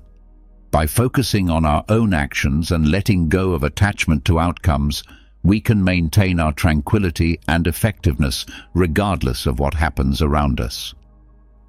This doesn't mean we become indifferent or detached from the world. On the contrary, we engage with it more constructively, channeling our efforts where they can actually make a difference. In daily life, applying the dichotomy of control involves asking ourselves, is this within my control, before reacting to any situation?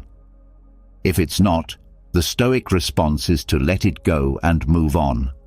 Of course, this is easier said than done. It requires practice, mindfulness, and the occasional reminder to ourselves of what truly lies within our sphere of influence. Moreover, this practice has significant implications for how we set goals and manage expectations. While we work towards our goals, tying our happiness or self-worth to the achievement of outcomes that are influenced by numerous external factors only sets us up for frustration. Instead, Stoicism teaches us to find satisfaction in the process itself, in adhering to our values and putting forth the effort. Marcus Aurelius and other Stoic philosophers did not promise a life without challenges. Rather, they offered a strategy for maintaining inner peace and dignity no matter what life throws our way. By practicing this principle, we not only enhance our own lives, but also influence those around us by setting an example of calmness and resilience in the face of life's inevitable uncertainties. This concept centers on the profound understanding of personal responsibility and the Stoic commitment to self-mastery. Rather than adopting a victim mentality where we see ourselves as passive recipients of life's hardships, Stoicism empowers us to seize control over our perceptions and responses. This empowerment is central to the Stoic belief that our happiness and peace of mind are determined more by our internal state than by external events. The idea isn't to deny the difficulties or injustices we face, but to shift the focus from what happens to us to how we respond to it. Aurelius believed that every external event comes with a choice. How will we let it define us? By refusing to play the victim, we reject the notion that our emotional well-being is at the mercy of external circumstances. This realization is liberating, opening the door to greater personal growth and resilience. In practicing this principle, we begin by observing our habitual reactions to challenging situations. Do we instinctively look for external factors or others to blame? Do we spend our energy complaining about the situation rather than addressing it? Changing these patterns isn't about suppressing our emotions, but about understanding them more deeply and redirecting our energy towards more constructive actions. It involves acknowledging our pain and disappointments, but also recognizing our ability to move forward despite them. Furthermore, this Stoic teaching encourages us to view every obstacle as an opportunity to practice virtue and strengthen our character. This perspective is proactive and empowering, transforming what could feel like helplessness into an opportunity for choice. Each challenge becomes a test of our commitment to our values and an opportunity to demonstrate fortitude, perseverance, and resilience, the very qualities that define the Stoic ideal. By never adopting a victim mentality, we live out the Stoic ideal of emotional independence, cultivating an inner fortress of calm and balance from which we can engage more fully with the world around us. This doesn't mean becoming emotionless or indifferent, but rather reaching a state where our happiness is not easily disrupted by the inevitable ups and downs of life. In this way, we don't live at the whim of our circumstances, but in alignment with our deepest principles, regardless of what life brings our way. Marcus Aurelius championed this principle not just as a personal discipline, but as a pathway to greater freedom and satisfaction. In the Stoic view, mastering one's impulses by delaying gratification is not about denying pleasure, but about achieving a higher level of fulfillment that aligns with one's values and long-term goals. Delayed gratification, in the Stoic sense, involves the strategic postponement of immediate desires in order to gain more meaningful and lasting rewards. It's about making choices that might not bring instant satisfaction, but lead to enduring well-being and personal growth. In today's world, where instant gratification is the norm and patience is becoming increasingly rare, the ability to wait and hold off for something better stands as a highly valuable skill. For Stoics like Marcus Aurelius, the practice of delaying gratification wasn't just about postponing pleasure, it was about maintaining control over one's desires. He believed that succumbing to fleeting pleasures could ultimately lead to a loss of freedom, as one becomes enslaved by their impulses and whims. In contrast, by exercising restraint and making decisions based on reason and foresight, we can create a life that prioritizes lasting tranquility and contentment rather than temporary indulgence. Applying delayed gratification in our daily lives can begin with small, intentional habits. It might involve choosing to save money instead of spending it impulsively, opting for a healthy meal over fast food, or dedicating time to learning or practicing a skill, instead of engaging in immediate leisure activities. Every such decision strengthens the Stoic practice of prioritizing long-term rewards over short-term comfort or pleasure. The benefits of this mindset are far-reaching.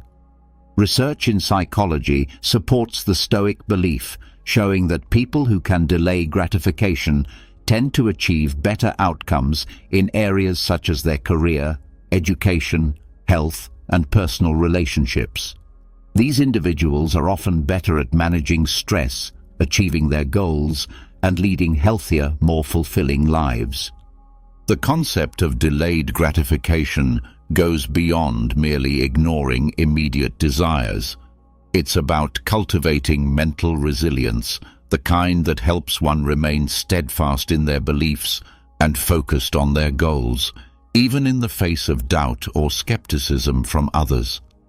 For Stoics, the opinions, whether positive or negative, of others are beyond our control and should not be relied upon for validation or direction.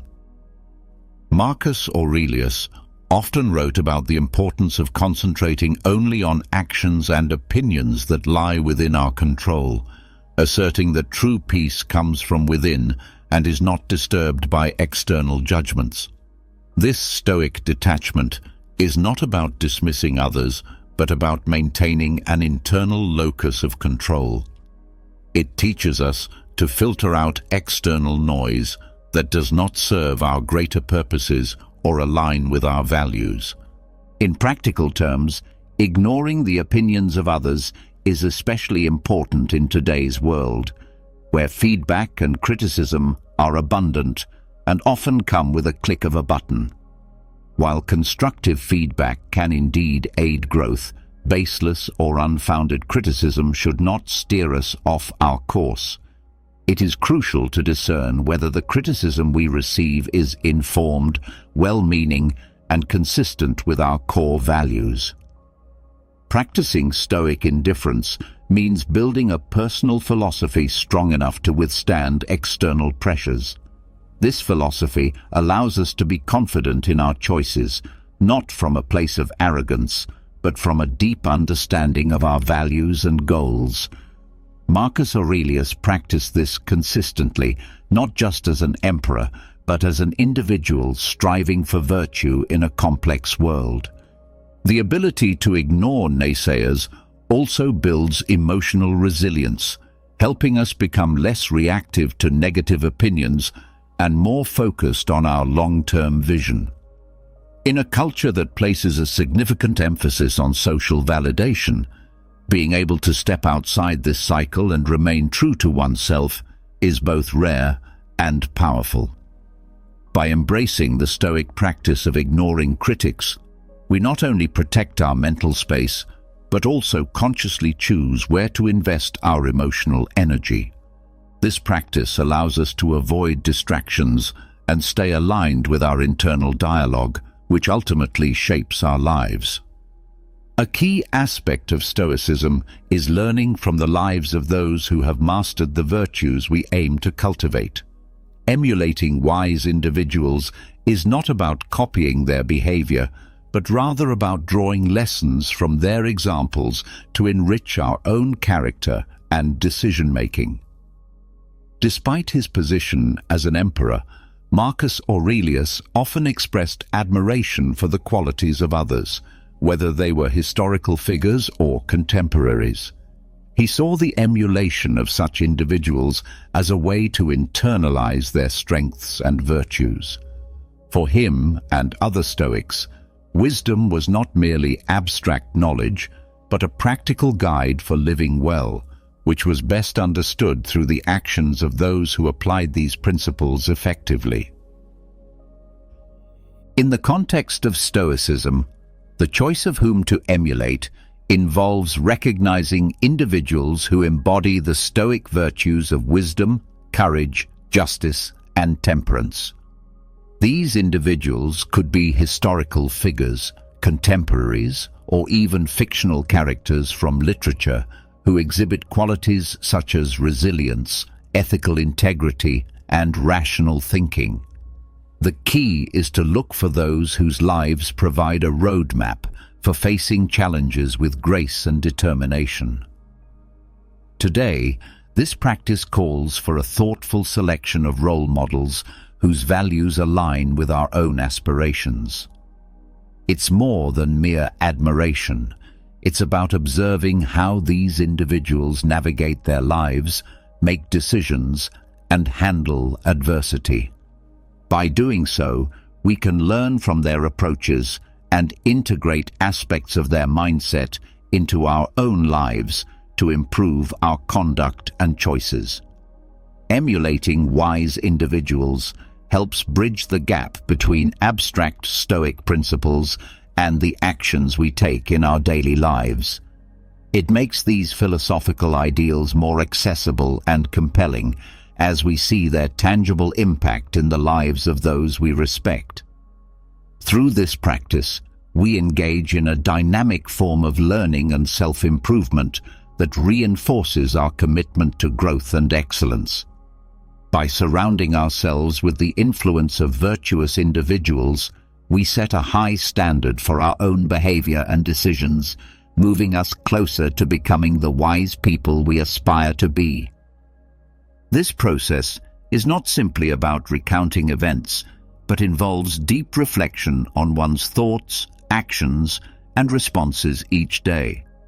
It's a means of examining whether our behaviors align with the values and virtues that Stoicism promotes: wisdom, justice, courage, and moderation. This introspective process is vital because it serves as a feedback loop that increases our awareness of our decisions and actions. For Stoics, the purpose of this daily review is not to dwell on mistakes or indulge in self-criticism, but to observe and adjust. The aim is to learn from each day's experiences and use that knowledge to refine oneself continually. Marcus Aurelius used this technique not only to fulfill his duties as an emperor, but also to grow as a philosopher and human being. Incorporating this practice into our modern lives can be incredibly beneficial. It encourages us to end each day with quiet reflection, where we ask ourselves important questions. How did I respond to challenges today? Did I act in accordance with my principles? What could I have done better? Were there moments when I lost control, and why? Reflecting on these questions fosters greater self-awareness and guides us toward a more deliberate and intentional life.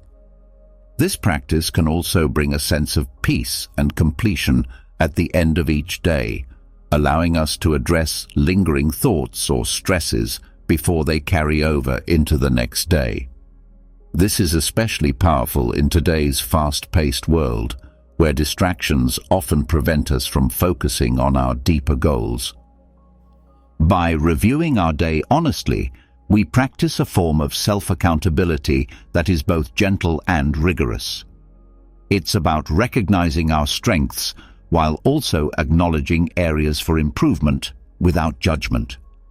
This Stoic habit builds resilience and wisdom, teaching us to be both students and teachers in our own lives, constantly learning from our experiences and striving to embody the virtues that define Stoicism. Over time, this practice can transform how we view our days and ultimately how we live our lives, helping us align more closely with the ideals we cherish. Thank you for joining us on this exploration of Stoicism and the timeless wisdom of Marcus Aurelius. Remember, each day is a new opportunity to master yourself and embrace the virtues that define a life well lived.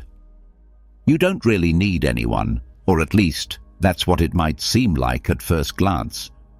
Yes, friend, it may sound like a bold or even controversial statement in today's world, which is deeply immersed in social media, constant external validation, and a profound fear of loneliness.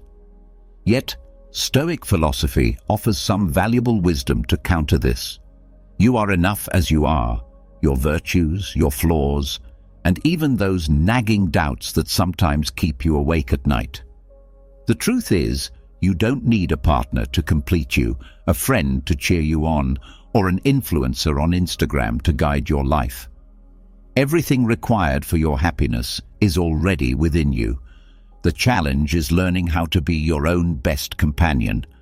And though this journey may not be easy, it is certainly worth undertaking. In this video, I will share 10 lessons that will help you release the burden of depending on others. Along the way, you will discover how to become your own best ally, because once you master this, you won't find yourself needing anyone. If you're ready to take the first step, stay tuned for the last lesson, as it will leave you truly speechless. But before we dive in, let me share a story to help you understand the depth of wisdom in this material. Once upon a time, there was a man named Arturo who worked as a mechanic in a small workshop in his city.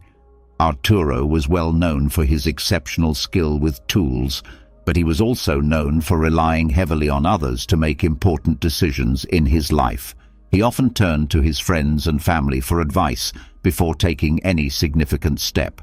One day, the owner of the workshop assigned him a challenging task: to repair a classic car that had been abandoned for years. Arturo, accustomed to seeking help, called a more experienced colleague, but received no answer. Desperate, he scoured through online videos and manuals, but none seemed to offer a solution. Frustrated and feeling isolated, he sat in front of the car and asked himself, "What would I do if there was no one else to turn to?" He began to examine the car closely, drawing on the knowledge he had gathered over the years, and started experimenting with solutions. Slowly, with patience and persistence, Arturo identified the faults and began fixing them. After hours of trial and error, he successfully repaired the car, and when he presented it to the owner, the man was astonished.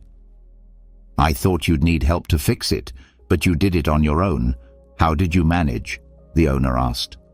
Arturo smiled and replied, "I realized that the best advice I can get is the one that comes from myself.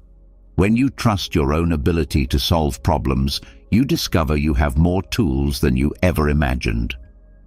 The moral of this story is simple yet profound. In life, learning to trust yourself and your ability to face challenges is the key to true independence. It's not about never needing anyone, but knowing that when everything else fails, you can always rely on yourself. Now, before we dive into the lessons, I invite you to subscribe and activate notifications to keep up with all the latest updates. Let's begin with the first lesson. Learn to be your own best company. Have you ever felt like you need someone else to complete you?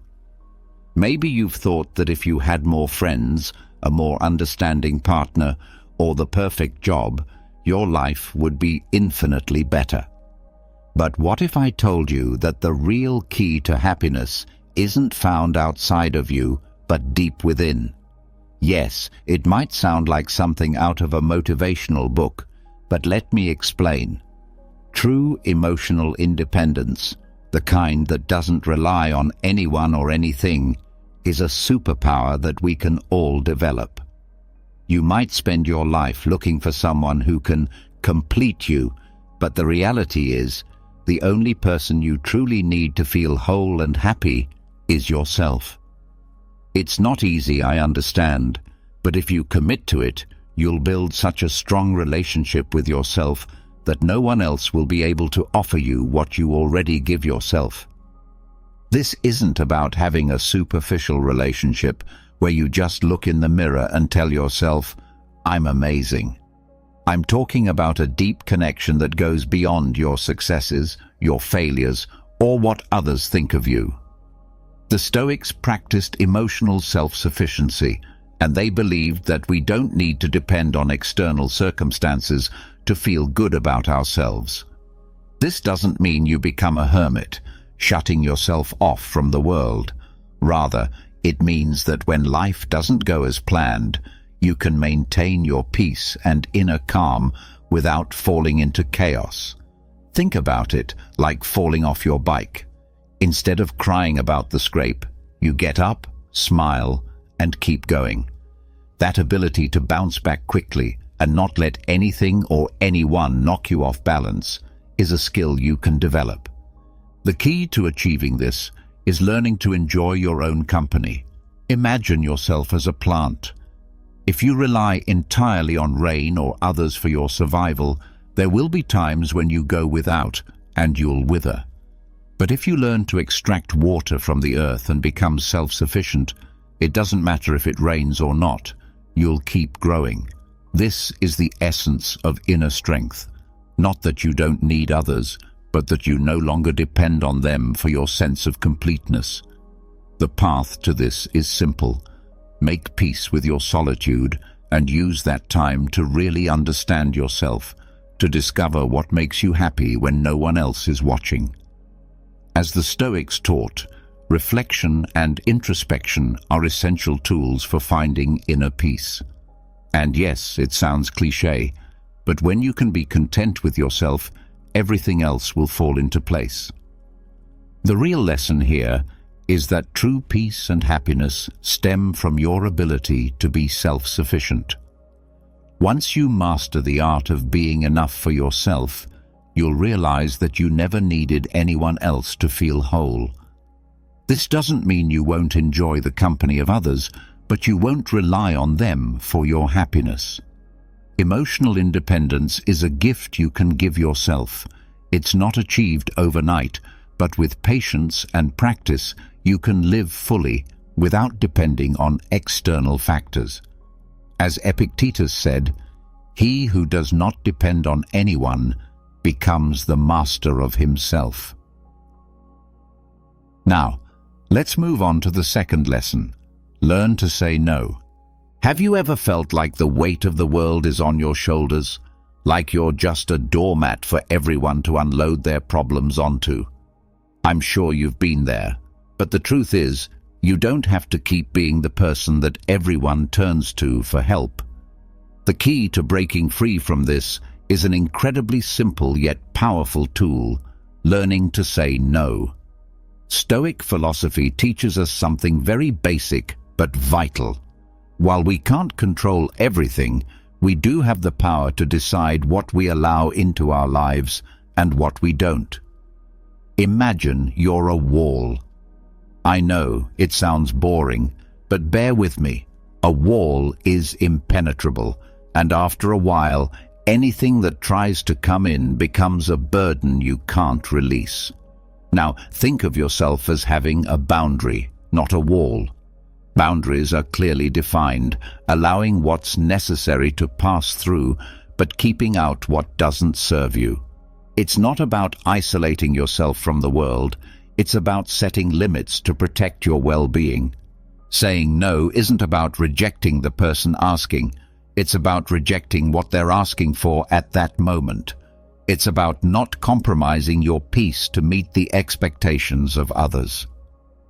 You won't be less loved or more loved by saying no. In fact, by respecting yourself and your boundaries, you'll earn more respect from others. The next time someone asks you for something, ask yourself, is this really important to me?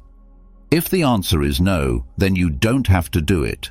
Don't complicate your response with excuses. Simply say, I can't do it right now, or it's not something I can do. People will ultimately respect your sincerity more than any well-crafted excuse. At the end of the day, it's up to you to decide who can cross your boundaries and who must remain outside them. This isn't about becoming unapproachable, but about safeguarding what truly matters: your time, energy, and peace of mind. The Stoics understood this well.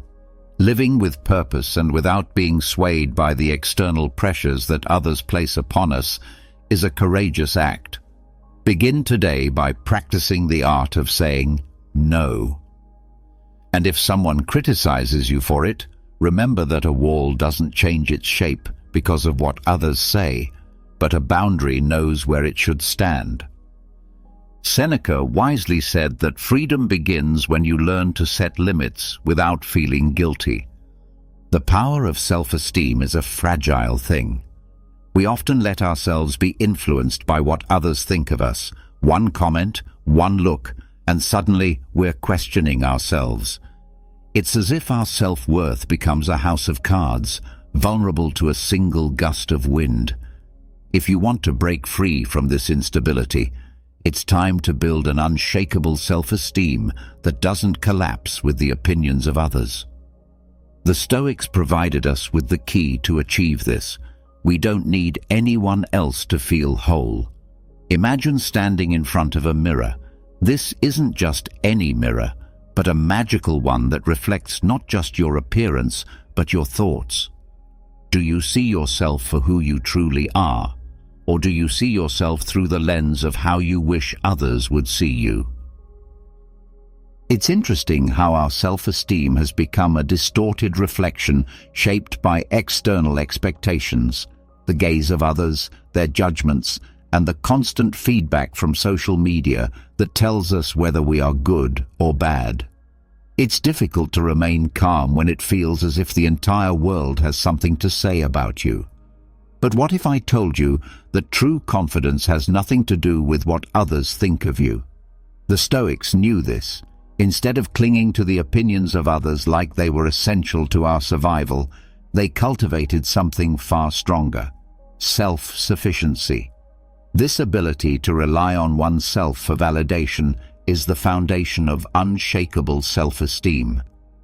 To build this, there are a few crucial steps. The first is to accept your imperfection. Nobody is perfect, and if you think you can attain perfection, you are likely deceiving yourself. The Stoics knew this well. Perfection is a fantasy. Instead, it's about being wise in how we manage our emotions and reactions. The second step is to stop seeking external validation. If you're constantly searching for approval, you will find yourself stuck on a hamster wheel, running endlessly without ever reaching your destination. The Stoics practiced indifference to criticism, knowing that the only evaluation that truly matters is their own.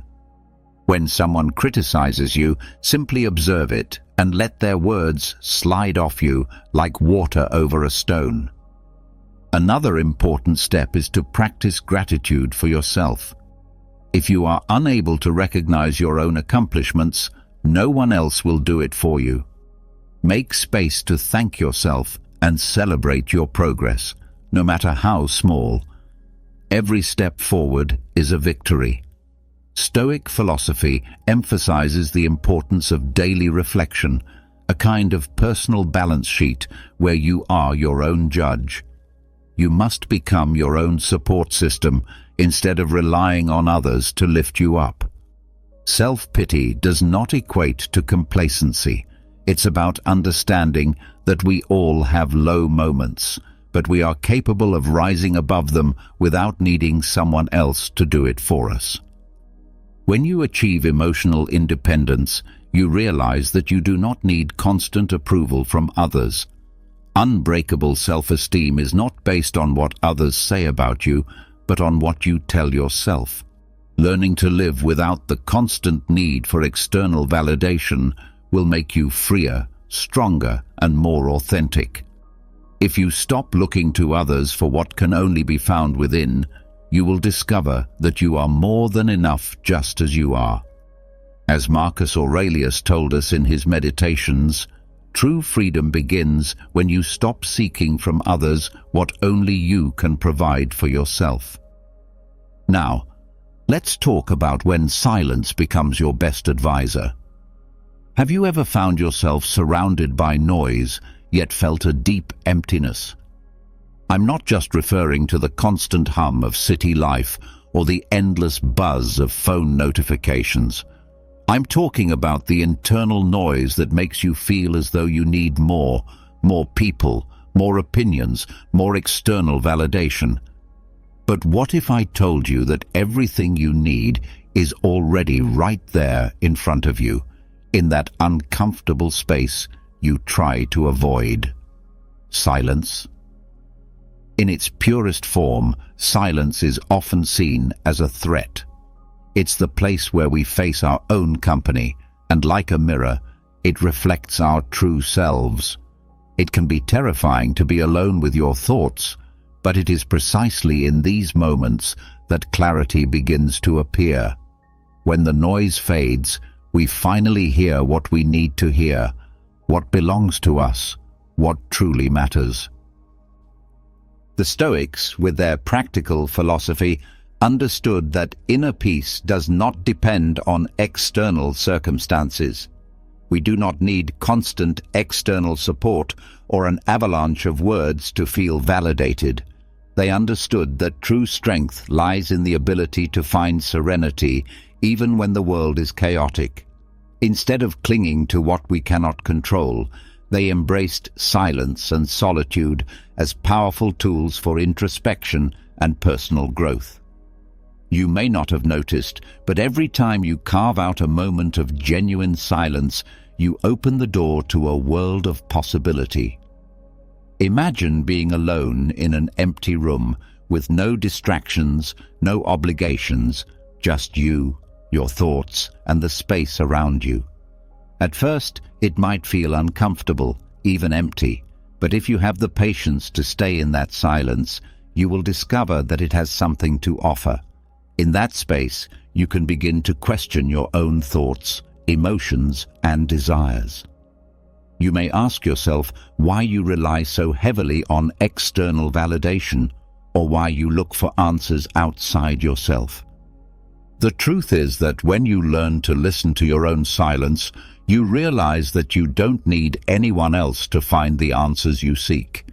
It is in solitude that you truly discover who you are and what you need to be happy. This is the power of silence. It doesn't force you to be someone you're not. It allows you to simply be yourself. Now, this doesn't mean you should stop relating to others or become a hermit. The key is finding balance. Learning to be alone and in silence teaches you to be less dependent on the opinions of others and to trust your intuition. It helps you find peace within yourself. It's like learning to swim in calm waters. No matter how fierce the storm may rage outside, you remain safe in your own space. No one can take that peace away from you once you've learned how to cultivate it from within. If you find it difficult to make time for silence, start with small moments each day, just a few minutes without music, without phones, without conversations. Even these brief moments will teach you that you do not need the constant company of others to feel complete. Ultimately, the peace and clarity you seek are not outside of you. They are within, waiting to be discovered in silence. Though it's not an easy or immediate process, it is undoubtedly the path to a fuller and more authentic life. Learn to value solitude and silence, and you will see how the noise of the world becomes irrelevant. As a wise proverb says, true freedom begins when you learn to listen to what silence has to tell you. Finally, let's explore the power of being your own hero. Have you ever felt like you needed someone to pull you out of a tough situation? We've all been there. Life isn't always smooth sailing, and sometimes it seems like everything is falling apart. But what if I told you that you don't need anyone else to get you out of the mess you're in? Yes, I know it sounds like a crazy idea, but the truth is that everything you need is already within your grasp. We've been sold the idea that we need a hero, a powerful figure who will swoop in and save us when times get tough. Movies, books, and television constantly reinforce the belief that someone else with extraordinary abilities is always there to rescue us from our troubles. But that's just a fantasy. The hero you've been searching for is already inside you. Yes, it's easier said than done, but the Stoics offer us a valuable lesson. You cannot control everything that happens around you, but you do have control over how you respond to it. Stoic philosophy invites you to view challenges as opportunities to strengthen your character. Instead of waiting for someone to come and solve your problems, why not become the hero of your own life? You already have all the tools you need, you just need to use them. The first step is to stop expecting things to change magically. The world is not going to adjust itself to make things easier for you. While it's true that life is filled with difficulties, sometimes overwhelming ones, once you realize that the only thing you can truly control is your attitude, everything will shift. This is where the magic lies. You have the power to turn every difficulty into a lesson for personal growth. To start, recognize that you are responsible for your own life. Instead of looking around for someone else to solve your problems, look inward and ask yourself, what can I learn from this? How can I grow through this difficulty? Life will never be perfect, but at least you can control how you choose to respond.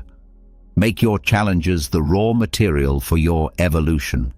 It won't always be easy, but that is the key difference between being a passive observer of your life and becoming the protagonist.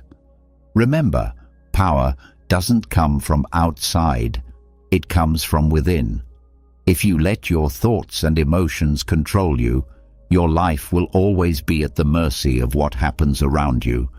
But if you take control, you will become the hero of your own story, rising after every fall. There's no need to rely on someone else for strength.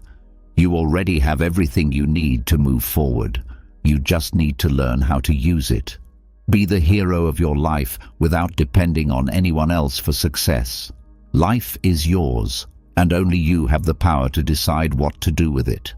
So the next time you feel lost or in need of external help, remember that everything you need is right in front of you, your own strength. As Lao Tzu once said, the hero you seek won't come to save you because you were never in danger. You just needed to realize that you were always safe. Have you ever felt like you're carrying a huge weight on your shoulders even though you're surrounded by people? It's like carrying an invisible backpack full of stones, draining relationships, thoughts that never let you breathe, worries that add up to nothing. The good news is that you don't need anyone else to help you carry that burden. You can stop carrying that backpack on your own. This is where emotional minimalism comes in. But don't worry, I'm not talking about cutting people out of your life. I'm talking about learning to let go of what you really don't need. And believe me, it's not as complicated as it seems. Emotional minimalism is like doing a spring cleaning for your mind. You take a moment to assess what you've accumulated over time. Friendships that no longer bring you joy, thoughts that get stuck in your mind like an annoying song, or fears that make no sense. Stoic philosophy teaches the power of focusing only on what we can control, and that includes our emotions and relationships. If something or someone doesn't bring you peace, do you really need it in your life? Imagine being surrounded by people who constantly drain your energy. It's like being at a party where everyone is talking, but no one is listening. Every time you try to express yourself, someone adds more weight to your shoulders without you even realizing it. The worst part is that you get used to it, until one day you can't carry it any longer. The key is to identify the relationships and thoughts that steal your energy and learn how to let go of them without feeling guilty. So how can you start? The first step is to recognize if someone or something is leaving you drained. Start by questioning what it truly brings to your life. Sometimes we cling to things simply because we're used to them, but in reality, this extra weight is only holding us back. The same goes for expectations, those that tell us we need to be someone we're not or have something we don't. Here's the truth. You don't need all that. The Stoics understood this well. If you learn to free yourself from what you cannot control, you liberate yourself from unnecessary suffering. You don't need others to validate you or the world to bend to your wishes.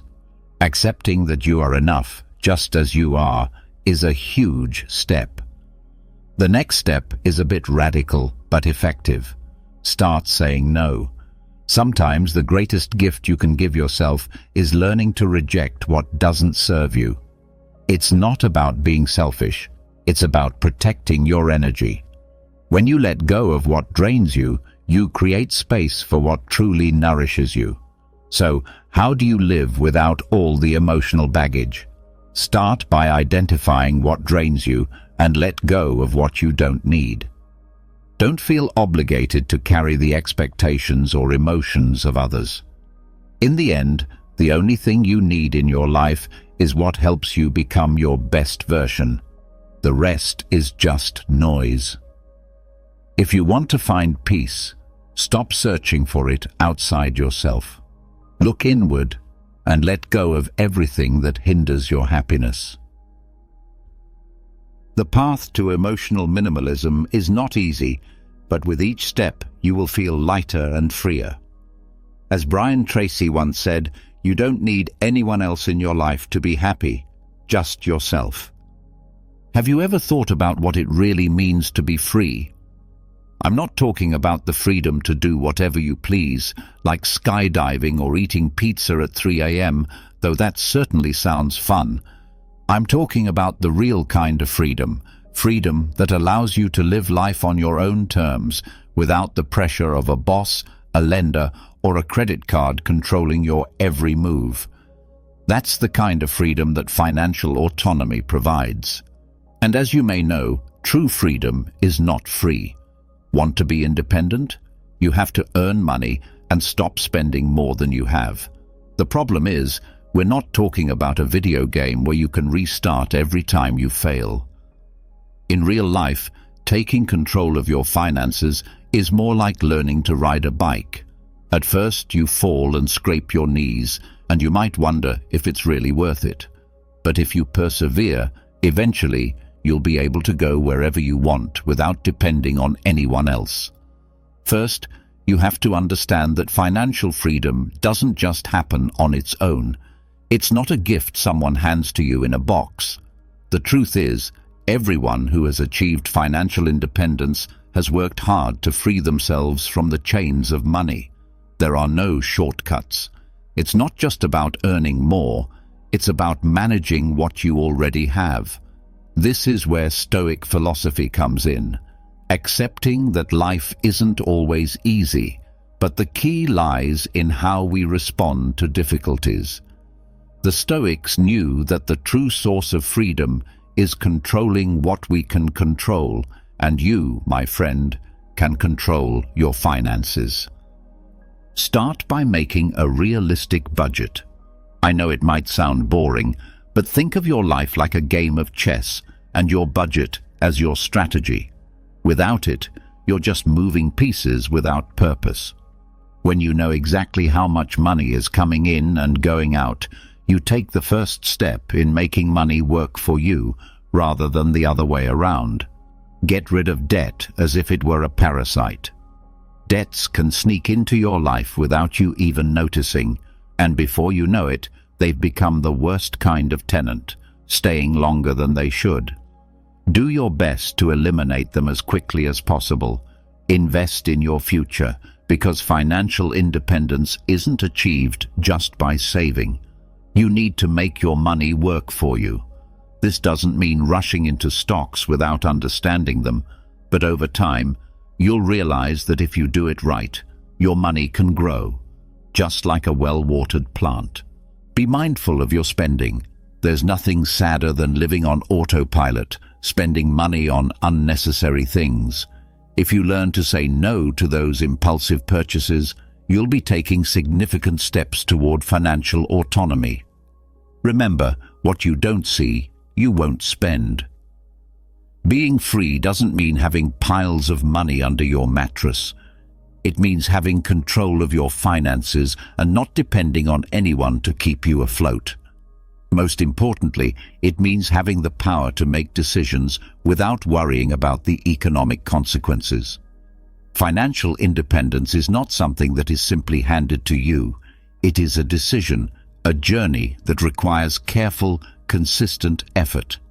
It is something you must gradually build, step by step, through dedication, sacrifice, and strict discipline. True freedom, in its purest sense, cannot be bought or traded. It is earned. This is a truth that I am here to share with you, my friend. Real freedom doesn't come from what you own, but from your ability to manage what you have. Your happiness is not determined by others, but by how you control and manage your own thoughts, actions, and emotions. It is quite fascinating how, almost without realizing it, we often give away the keys to our happiness to others. We do this with the hope that if someone else takes care of our emotional needs, life will become easier. We tend to think that if we have the right person by our side, everything else will fall into place. But what if I told you that your happiness has nothing to do with other people? In reality, you are the sole owner of your happiness. I know it may sound strange, but keep reading, and you will begin to understand. The truth is that no matter how hard we try, we cannot control the emotions of others, and we certainly cannot place the responsibility for our happiness in their hands. Think about it. What happens if the person you expect to make you happy decides not to fulfill that role? Or worse, what if you become someone who constantly seeks approval from others to feel good about yourself? That kind of happiness, based on external validation, is unstable and unreliable. It is like trying to build a house on sand. No matter how many times you decorate the exterior, the foundation remains weak and unsteady if it is not grounded in self-control and personal understanding. Acknowledging that happiness is within your own hands is empowering, but it is important to recognize that achieving this internal peace is not easy. It requires deep and consistent effort to stop placing the responsibility for your well-being in the hands of others. The first step is understanding this truth. You must learn to be content with yourself without depending on external sources. While you may not have control over the things that happen around you, you do have control over how you respond to them. It's not about avoiding life's challenges, but about learning to navigate through them with the serenity that comes from knowing that everything is temporary, and you, at your core, will remain strong and resolute. So, the next time you feel trapped by the opinions or actions of others, remember this. You are the only person who has the power to decide how to live your life. Happiness does not come from outside sources. It is something that is cultivated from within. Once you learn to be happy on your own, you will not need anyone else to feel complete. After all, if you don't learn to be happy by yourself, who will do it for you? Let me make this very clear, my friend. Happiness is not something you will find in others. It is in how you choose to perceive the world around you. Now, let's talk about strength in adversity. Have you ever felt like the entire world is crashing down around you? Problems seem to multiply in ways that make you feel utterly helpless, as though you don't even know where to begin. In those moments, it's natural to think, who can save me from all this? But let me tell you something important. You don't need anyone to rescue you from life's difficulties. What you need to do is learn to adopt a Stoic mindset. Stoic philosophy is not just a collection of ancient ideas meant to make someone appear wise. It is a powerful emotional survival guide that teaches you how to stand firm during life's toughest moments. Rather than waiting for someone to swoop in and save you, Stoicism trains you to become the hero of your own story, no matter how dark the circumstances may get. Far too many people spend their lives waiting for fate or someone else to help them, but that's not how you learn to endure through life's challenges. The true strength comes from being able to remain calm and resilient no matter what life throws your way. The Stoics, who lived during times of war and great turmoil, understood that nothing outside of ourselves can truly bring us down, only what we allow to affect us. The key to your personal power lies in understanding the difference between what you can control and what you cannot. You can control your thoughts and reactions, but you cannot control others, the weather, or the unexpected phone call from your boss asking you to do something you hadn't planned. What you can control, however, is how you choose to face these challenges. I am not suggesting that you should become a cold, unfeeling robot. What the Stoics propose is that instead of being swept away by an emotional tide, you learn to swim against the current. It's like falling into a mud puddle. Rather than complaining and becoming upset, you simply stand up, knowing that the mud is temporary and that you have the strength to rise above it. Stoic calm is not the absence of emotion, but the ability to prevent your emotions from controlling you. One Stoic technique to help you do this is called negative visualization. This might sound a bit strange, but it's actually quite simple. The idea is to imagine the worst possible scenario that could happen in a situation that is causing you anxiety. When you visualize this worst-case outcome, you realize that it doesn't destroy you. It's not as scary as it seemed at first. This exercise helps prepare you for whatever might come your way, enabling you to face challenges with greater strength and serenity. Another piece of Stoic advice is to remember that you do not need anyone to make you feel complete. Now, don't get me wrong, I am not saying that you should stop loving your friends or stop appreciating the support of those who care about you. But emotional dependency on others is an obstacle. When you learn to manage your own emotional life and find peace within yourself, you come to realize that you don't need anyone else to be your anchor. True strength comes from within. When you cultivate this inner strength, you'll realize that you can face any storm without losing your peace of mind.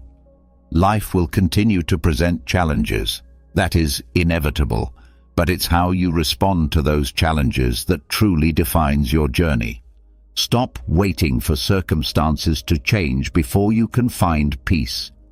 Take control of your life and face whatever comes your way with the calm confidence of a modern Stoic. True peace is not the absence of problems, but the ability to choose how you respond to them.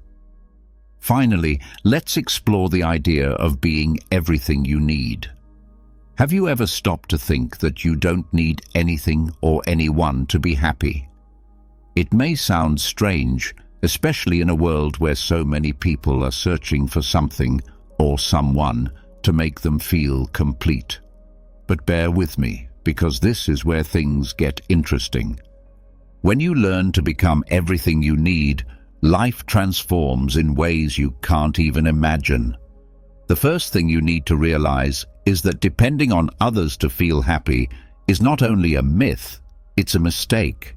Of course, it's wonderful to be surrounded by people who care about you, but if your happiness relies entirely on others, you will never fully control your own life. It's like relying on someone else to recharge your emotional batteries. But what if you could be your own charger? What if you could find that power within yourself? This is where self-awareness comes into play. Getting to know yourself is not a quick process. It's not a 5-minute introspection session followed by immediate answers. It's a long, sometimes uncomfortable, and often challenging journey. But the rewards are immense. When you truly understand yourself, you realize that you don't need constant validation from others. You don't need their approval or their love or their attention to feel good about who you are. The key is learning to live fully and independently, not in the sense of being alone, but in the sense of being content with your own company. When you no longer depend on others to define your worth, you will find true freedom. The Stoics understood this principle well. Stoic philosophy teaches that we cannot control what happens around us, but we can control our response to it. True freedom lies in not needing anything outside of ourselves to feel complete. I know this may sound like something from a cheesy self-help book, but if you think about it, it makes perfect sense. When you base your happiness on people or circumstances, you are always on an emotional roller coaster. But when you take control of your own life, no matter what happens around you, and realize that you already have everything you need within you, you find peace. So, how do you get to this point? First, let go of what you cannot control, the opinions of others, their malicious comments, and the external expectations placed on you. Stop carrying around all that unnecessary weight. Make a conscious effort to truly understand yourself. Ask yourself the deep, difficult, uncomfortable questions. Discover what you really like, what makes you feel good without anyone telling you what you need to feel complete. The next step is to cultivate emotional independence. This is not about being alone. It's about being at peace with yourself, enjoying your own company, and not feeling like you need anyone else to make you feel whole. With every step you take toward this independence, you'll be closer to realizing that you are everything you need to be. Life is about understanding that happiness doesn't come from the outside world. It comes from within. When you stop needing others to define your worth, you realize that everything you've been searching for, you already have. And that, my friend, is true freedom. No matter how painful it may seem, I'll make it clear to you. Fulfillment doesn't come when you find what you're looking for. It comes when you realize you already had everything inside of you all along. Today, we're diving into a fascinating and particularly useful topic, especially for those entering advanced stages of life. We will explore the 13 things that you should avoid as you age, all from a Stoic perspective. The principles of Stoicism can help us live a fuller, more meaningful life, no matter our age. As we grow older, it's common to experience feelings of isolation and sadness. However, the Stoics believed that we can find peace and fulfillment by accepting what is beyond our control and focusing on our own actions and thoughts. In this video, we will examine 13 Stoic recommendations to help you maintain a calm mind and a positive spirit, even in the most difficult moments. Let's start with the first recommendation. Do not isolate yourself. As we age, it's easy to feel like we no longer fit in or that our social skills have diminished. This can lead to a temptation to isolate ourselves from the world around us. However, isolation can result in deep feelings of loneliness and even depression. It's not about being surrounded by people all the time, but rather about maintaining meaningful connections that nourish us emotionally.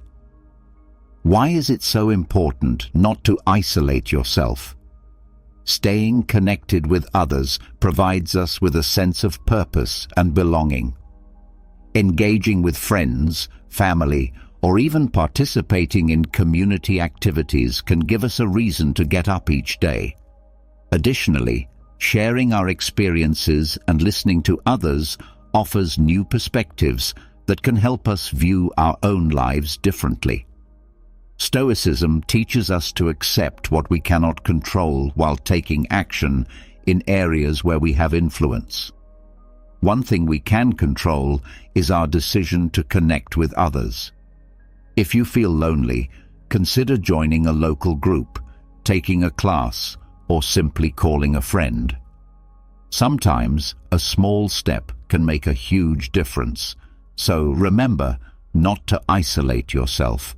Maintain those connections and find ways to engage with the world. Doing so will not only help you combat loneliness and depression, but will also enrich your life. Next, let's move on to the second recommendation. Do not obsess over the past. It's natural to reflect on our lives, our achievements, and our mistakes as we age. However, dwelling on the past can trap us emotionally, preventing us from fully embracing the present and looking forward to the future. Marcus Aurelius, one of the most revered Roman emperors and a great Stoic philosopher, reminded us that a man's true worth is revealed during times of crisis. This teaches us that it's not our past actions, whether they were successes or failures, that define us, but how we handle the present. The past is beyond our control, but the present is what we have the power to shape. Why is it so important not to dwell on the past? When we focus too much on what has already occurred, we risk missing out on the opportunities of today. We can fall into the trap of nostalgia or regret, both of which can lead to feelings of depression and anxiety.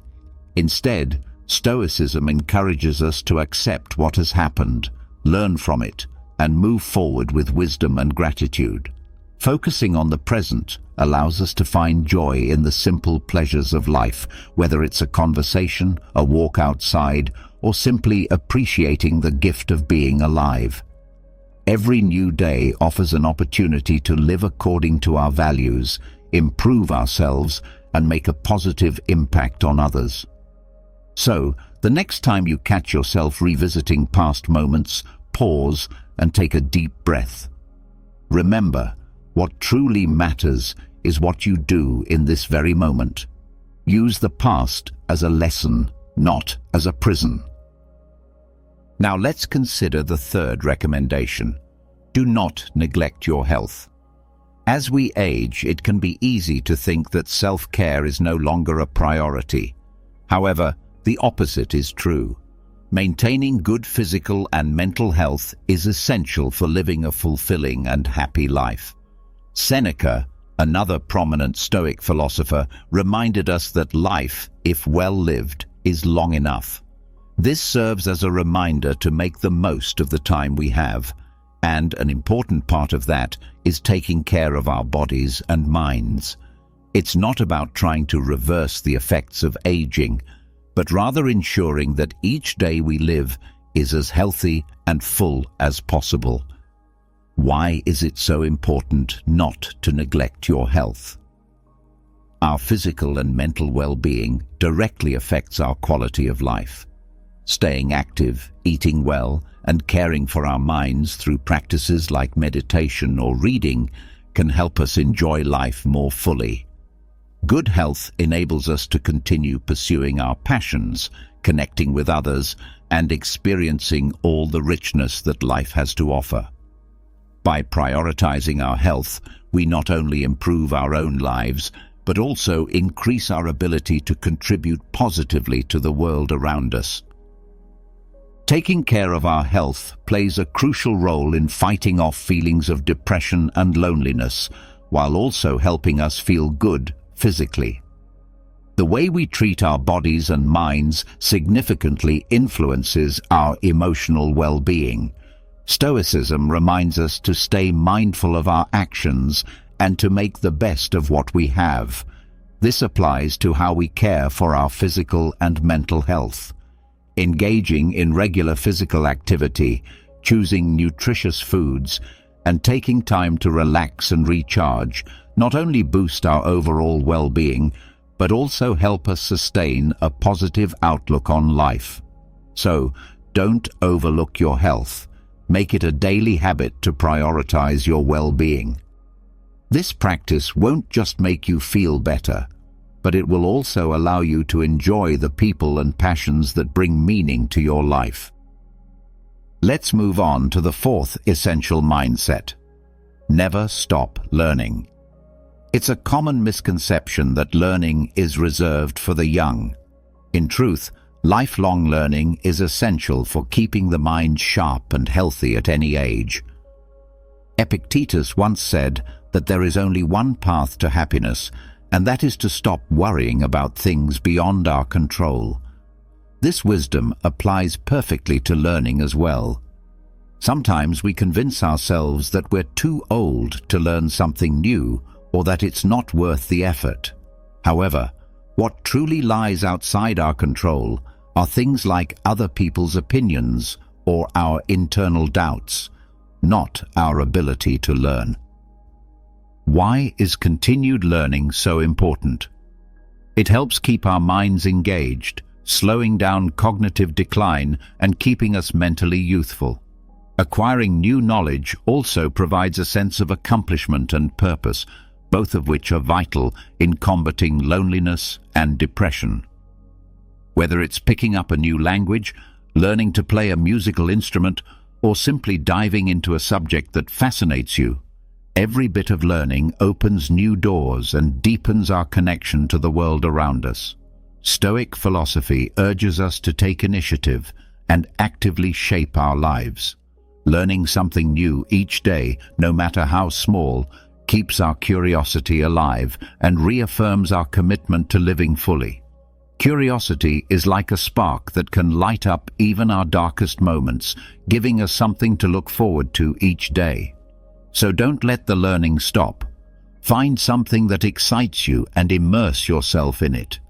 Not only will this keep your mind vibrant, but it will also provide you with a continual source of joy and fulfillment. Let's continue with the fifth perspective. Don't resist change. As we grow older, it's easy to fall into the habit of clinging to what's familiar and avoiding what's new or unfamiliar. Yet, change is an inevitable part of life, and learning to accept it can become a powerful source of personal growth and satisfaction. Marcus Aurelius said that change is the only constant. This insight highlights that change is natural and unceasing, and fighting it only leads to unnecessary frustration and pain. Instead, we should strive to adapt and see each change as an opportunity for growth and learning. Why is accepting change so important? Embracing change helps us maintain a positive and flexible attitude. When we resist it, we often shut ourselves off from new opportunities that could enrich our lives.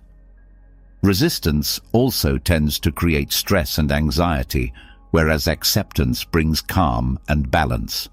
Stoicism teaches us to concentrate on what we can control and to let go of what we cannot.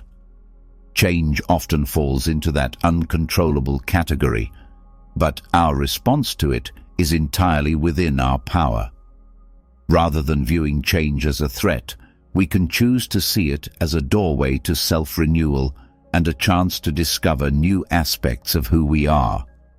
So don't fear change. Welcome new experiences and opportunities as they come. Doing so will not only make you more adaptable and resilient, but will also lead to a life that is richer and more diverse. Now let's reflect on the sixth vital truth. Don't underestimate the power of gratitude.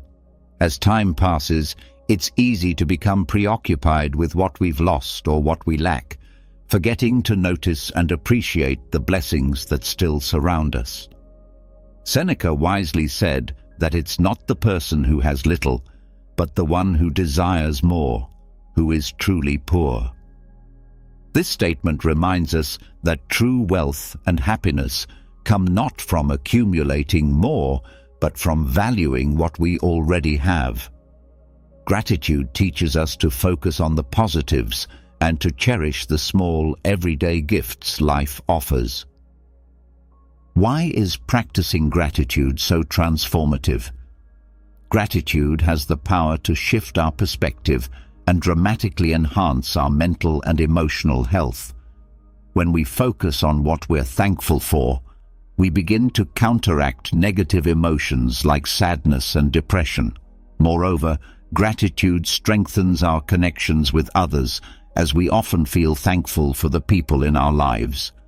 This feeling of appreciation can build deeper relationships and a greater sense of community and belonging. In essence, embracing gratitude helps us cultivate a mindset that recognizes the good in our lives, no matter our age or circumstances. It grounds us, lifts our spirits, and brings us back to what truly matters. So take time each day to reflect on what you're grateful for. Let this simple yet powerful practice fill your life with peace, perspective, and deeper joy. Stoicism encourages us to cherish these blessings without becoming overly attached to them, reminding us to appreciate rather than cling. This mindset teaches us to focus on what is within our control. Practicing gratitude regularly becomes a powerful tool for nurturing this attitude. Whether it's keeping a gratitude journal, expressing thankfulness to others, or simply taking a quiet moment each day to reflect on the good in our lives, this habit can significantly elevate our happiness and emotional well-being. Gratitude becomes a source of strength.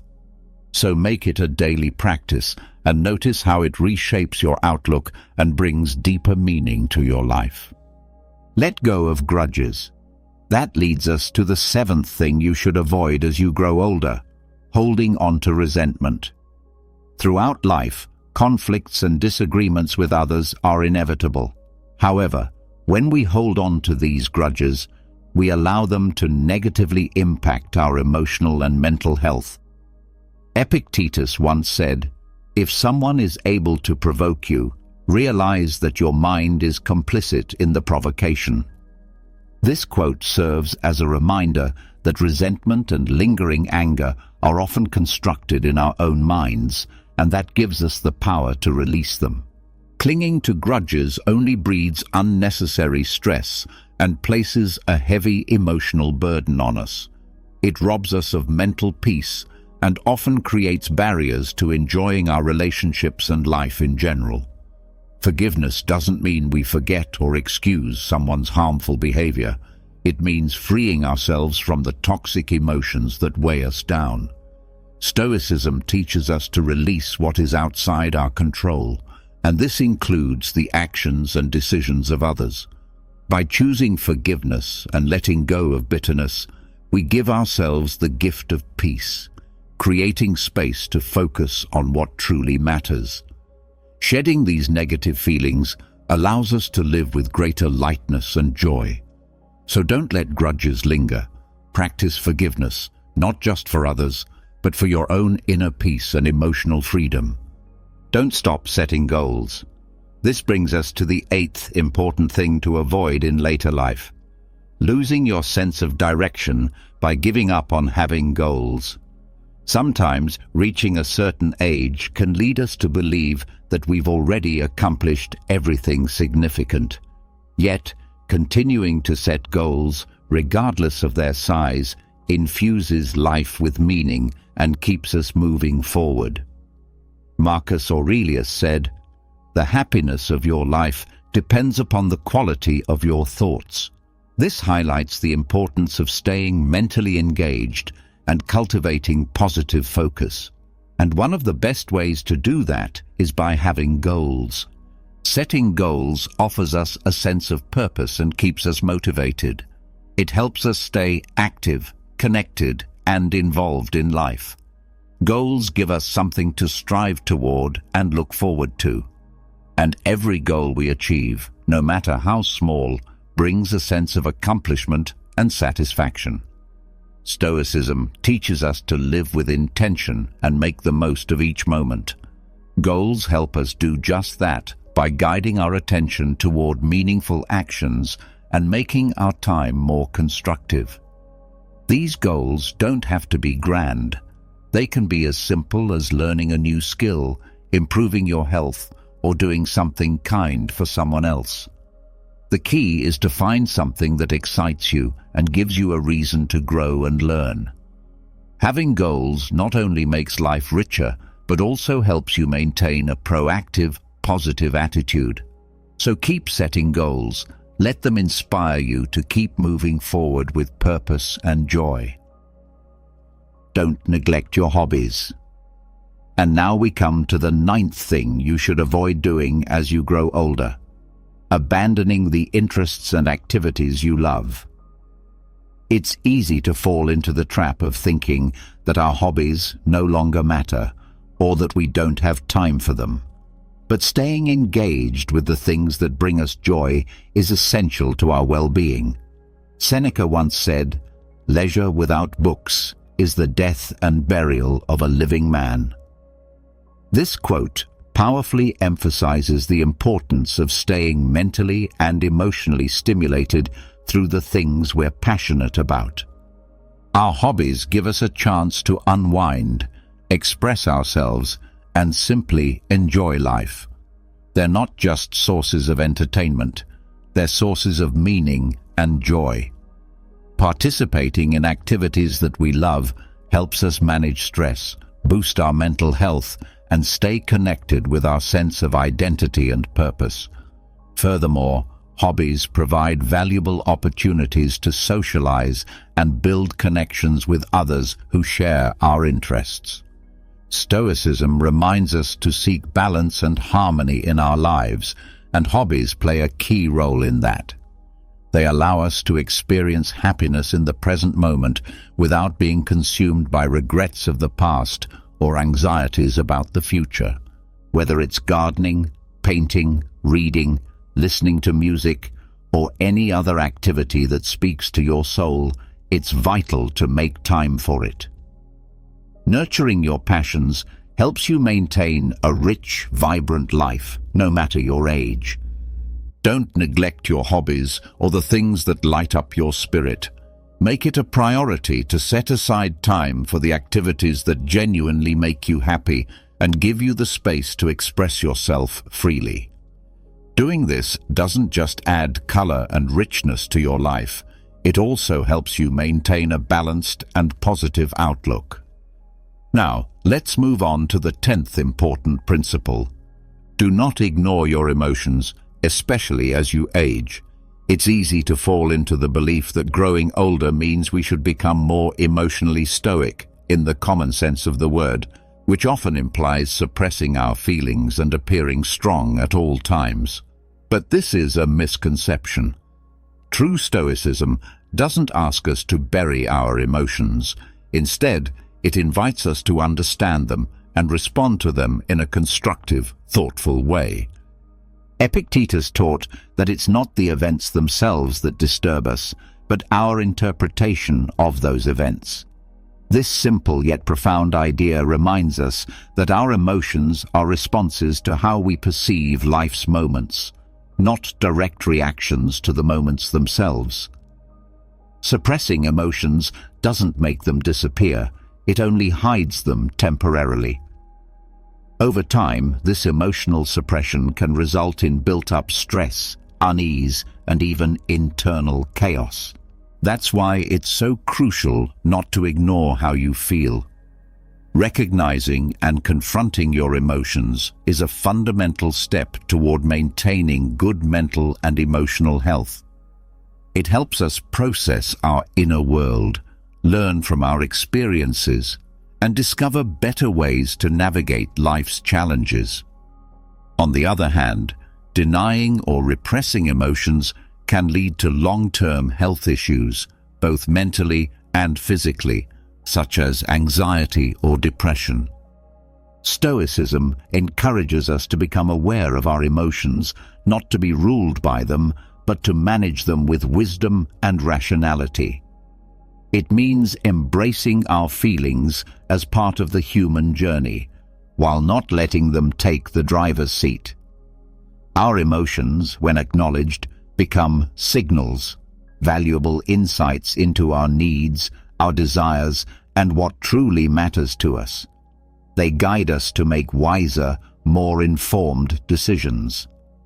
So do not brush aside what you feel.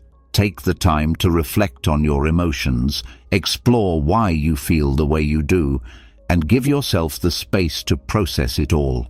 Whether by speaking with someone you trust or writing it out in a journal, give yourself that emotional outlet. It's not just healthy, it's essential. Now, let's move on to the 11th thing you should never do as you grow older. Do not settle for mediocrity. At a certain point in life, we may be tempted to believe that it's too late to aim higher, or that we no longer have the energy or motivation to pursue excellence. But the truth is, holding ourselves to a higher standard and striving for excellence is what makes life fulfilling and meaningful. Marcus Aurelius once said, "If it is bearable, bear it and stop complaining." These words urge us to face challenges with resilience and a proactive attitude, rather than lowering our standards or giving up. Settling for mediocrity can become a dangerous habit. It breeds complacency and leaves us with an undercurrent of dissatisfaction that slowly erodes our sense of purpose. That's why it's vital not to lower your standards or stop reaching for more. Staying committed to excellence, even in small daily tasks, gives life a sense of direction and dignity. It reminds us that we are capable of growth, improvement, and rising above our own expectations. This doesn't mean you need to become a perfectionist. It simply means doing your best with what you have and refusing to become stagnant. Pursuing excellence in our efforts is also a deep source of confidence and self-worth. It teaches us to align our actions with our values and to seek virtue in all that we do. Refusing to accept mediocrity is a way of honoring yourself, of choosing to live with purpose rather than passivity. Whether it's your career, your relationships, or your everyday routines, always strive to bring your best self forward. Seek growth, welcome challenges, and aim to improve in whatever you commit to. Doing so will bring you a profound sense of accomplishment and allow you to live a life that feels meaningful and enriched. Now let's continue with the 12th and final insight. Do not stop cultivating your relationships. As time goes by, it can be easy to drift away from close connections, with friends, with family, with those who matter most. Yet maintaining and nurturing these relationships is vital for your emotional and mental well-being. The philosopher Seneca once said, "Friendship is always helpful, love is sometimes." This reflects how deeply valuable true friendships and human connections are. They are a consistent source of support, encouragement, and joy. In times of struggle, these relationships comfort us. In moments of happiness, they amplify our joy. Staying connected with others gives us a sense of belonging. It reminds us that we are not alone in this world, and that we have a place in the lives of others. Social interaction, even in its simplest form, has the power to ease loneliness, reduce feelings of depression, and even improve our overall health. Sharing our experiences with those we care about deepens our emotional lives and offers perspectives that we might not see on our own. Stoicism teaches us to value others, to be mindful in our interactions, and to treat relationships with intention and care. Maintaining healthy relationships takes effort. It requires time, attention, and sometimes vulnerability. But the rewards are immeasurable. Investing in these bonds, whether it's by staying in touch, spending quality time together, or being a source of support, strengthens the emotional fabric of our lives. So, don't let your relationships wither away. Nurture them. Reach out. Be present. In doing so, you create a circle of connection and care that nourishes both you and those around you. Therefore, don't neglect the importance of nurturing your relationships. Take time to reach out to old friends, reinforce family bonds, and welcome new people into your life. These relationships will not only enhance the richness of your everyday experiences, but will also serve as a valuable source of support during life's difficult moments. Let's continue with the 13th thing you should avoid doing as you grow older. Don't let yourself be consumed by what others might think of you. As we advance in age, it can become all too easy to get caught in the habit of worrying about how we are perceived by others. Yet this constant concern can become a barrier that stops us from living freely and authentically. Epictetus reminds us that worrying about future events does not lessen tomorrow's burdens. It only drains us of the strength we need to handle today. Though that insight is often applied to general anxiety, it fits perfectly when thinking about our preoccupation with others' opinions. This kind of worry saps our energy and hinders our ability to be our genuine selves. It is essential to recognize why letting go of this concern matters. Living in constant fear of judgment or striving to meet someone else's expectations can pull us away from our true path. It can lead to deep dissatisfaction and regret over the life we could have lived had we stayed true to our own values and desires. By releasing the need for external validation, we can begin to concentrate on what genuinely fulfills us. We can live with greater presence and joy, guided by our own convictions. Stoic philosophy teaches us to give our energy to what we can control, and the thoughts and judgments of others are beyond that boundary. What we can govern is our own behavior, our responses, and the principles we choose to live by. Being honest with ourselves and aligning our actions with our inner values brings a deeper and more lasting sense of contentment than trying to win the approval of others ever could. So, don't let yourself be weighed down by what others might think. Live in a way that honors your own truth and beliefs.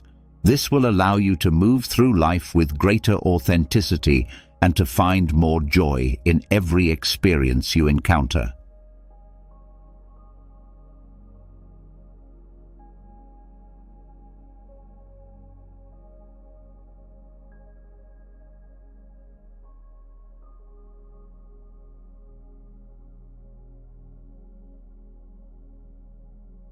Imagine mastering the art of controlling your mind, a search that goes back to the Stoic philosophy, a current of thought that flourished in ancient times in Greece and Rome. This ancient philosophy maintains that by conquering our thoughts, emotions, and reactions, we can discover a deep spring of serenity and independent virtue, regardless of the external circumstances of life. In this video, we will explore the Stoic principles that help us achieve this internal mastery, allowing us to lead a more fulfilling, balanced, and meaningful life.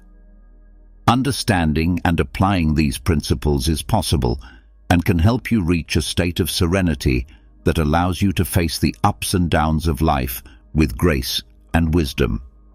If this is your first time on my channel, I ask you to help by subscribing and liking the video so I can continue creating more content like this in the future. The first Stoic principle is the search for inner peace, independent of the circumstances. The Stoics believe that true happiness and tranquility should not depend on external circumstances. Instead, they seek to find peace interior, regardless of the fluctuations of the outside world. This means that no matter what happens around us, we can maintain composure and the virtue of acceptance. Impermanence. The search for tranquility requires acceptance of impermanence. Stoics understand that everything in life is transitory, and clinging to things or inevitably ephemeral situations will lead to suffering. By embracing impermanence, they find a peace that is not shaken by changes. Equanimity in the face of adversity. One of the highlights of the search for tranquility is the ability to face adversity with equanimity. The Stoics see difficulties as opportunities for growth, development, resistance, and strengthening the mind's detachment. Disturbing emotions. Tranquility. Interior is achieved through detachment from disturbing emotions such as anger, fear, and despair. The Stoics teach us to recognize these emotions but not allow them to govern our actions or decisions. To live in accordance with virtue. For the Stoics, the true source of tranquility lies in living in accordance with virtue. When we act with wisdom, courage, justice, and temperance, our conscience is clear and we are not tormented by feelings of guilt, remorse, or repentance. Content with sufficiency. The Stoics promote the idea that the relentless pursuit of more wealth, power, or pleasure often leads to dissatisfaction. Instead, they emphasize the importance of finding contentment with sufficiency, avoiding excessive desires and attachments to material things. Serenity as an ideal. Pursuing inner peace is seen as an ideal that must be pursued. Length of life is not achieved all at once, but is gradually cultivated through self-control, self-discipline, and the constant practice of the Stoic principles of inner freedom. The search for tranquility also is a search for inner freedom. When we are not slaves to our own emotions, desires, and external circumstances, we reach a freedom that allows us to live in agreement with our values and principles.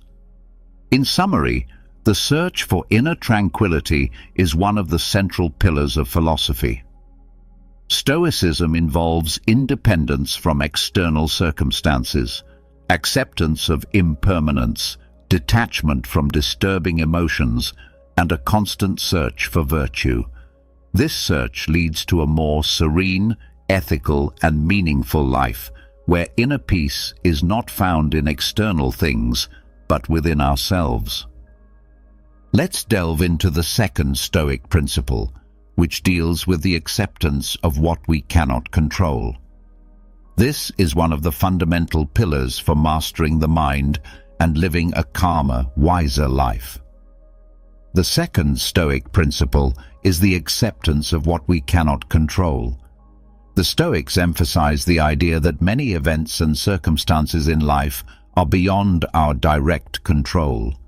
This includes the actions of other people, natural events, the past, and even the future. The key to Stoic serenity is embracing completely this reality and directing our efforts towards what we can control, mainly our own mind and actions. Understanding the Stoic span of control encourages us to create a clear distinction between the scope of control, that is to say, what is within our jurisdiction, and the external scope, that is to say, what is beyond our control. This helps to avoid unnecessary frustrations by recognizing that we cannot change certain things, like the behavior of others or past events. Detachment from unrealistic expectations. We often suffer because of unrealistic expectations. The Stoics advise letting go of excessive expectations and accepting reality as it is. This does not mean that we should be indifferent, but we must maintain our expectations aligned with what is possible and reasonable. Serene confrontation of adversity. By accepting that adversity is part of life, the Stoics develop resilience and courage to face challenges with serenity. Instead of rebelling against difficulties, we can see them as opportunities to grow and learn. Focus on reaction, not action. Although we cannot control external events, we can control how we, as Stoics, react to them. They emphasize that our ability to choose our responses is one of the greatest gifts of life. Therefore, we must concentrate our efforts on cultivating virtuous responses such as patience, compassion, and wisdom. Detachment from the past and the future. Constantly worrying about the past and the future can prevent us from living fully in the present. The Stoics remind us that the past cannot be changed and the future is uncertain. It is therefore wise to focus our attention on the here and now, where we can really make a difference. Acceptance of what we cannot control, combined with the constant search for virtue and self-transformation, is one of the paths towards inner peace and wisdom. Stoicism enables us to face the uncertainties and challenges of life in a more balanced and resilient way, allowing us to live in accordance with the Stoic principles of a virtuous life. The third Stoic principle is the practice of virtue as good supreme. The Stoics identified 4 cardinal virtues that serve as pillars for living virtuously. These virtues are wisdom, Sophia, courage, Andrea, justice, dikaiosina, and temperance, Sophrosina. Each one of them plays an important role in the search for the good life. Wisdom, Sophia. Wisdom is the search for knowledge and understanding of the nature of the world and human nature. This implies the search for truth, self-awareness, and the ability to discern what is truly valuable in life. Courage, Andrea. Courage is the virtue that allows us to face fear and act justly, even in the midst of danger or adversity. The Stoics believed that courage was intrinsically linked to wisdom, since it requires discernment to face dangers appropriately. Justice, dikaiosina. Justice involves acting with impartiality, equity, and respect for the rights of others. The Stoics believed that justice was an essential part of the virtuous life and of social harmony. Temperance, Sophrosina. Temperance is the control of desires and appetites, avoiding excess and unbridled indulgence. It also includes the domain over emotions and the ability to maintain serenity in all situations and circumstances. Continuous practice. The search for virtue is a continuous and challenging journey. The Stoics believed that no one is completely virtuous, but everyone can work to improve these virtues throughout their life. Virtue as a source of happiness. The Stoics taught that true happiness lies in the practice of virtue. By living according to these principles, we can find a deep sense of realization and meaning, regardless of the circumstances. Virtue as a source of self-sufficiency. The practice of virtue also leads to emotional and spiritual self-sufficiency.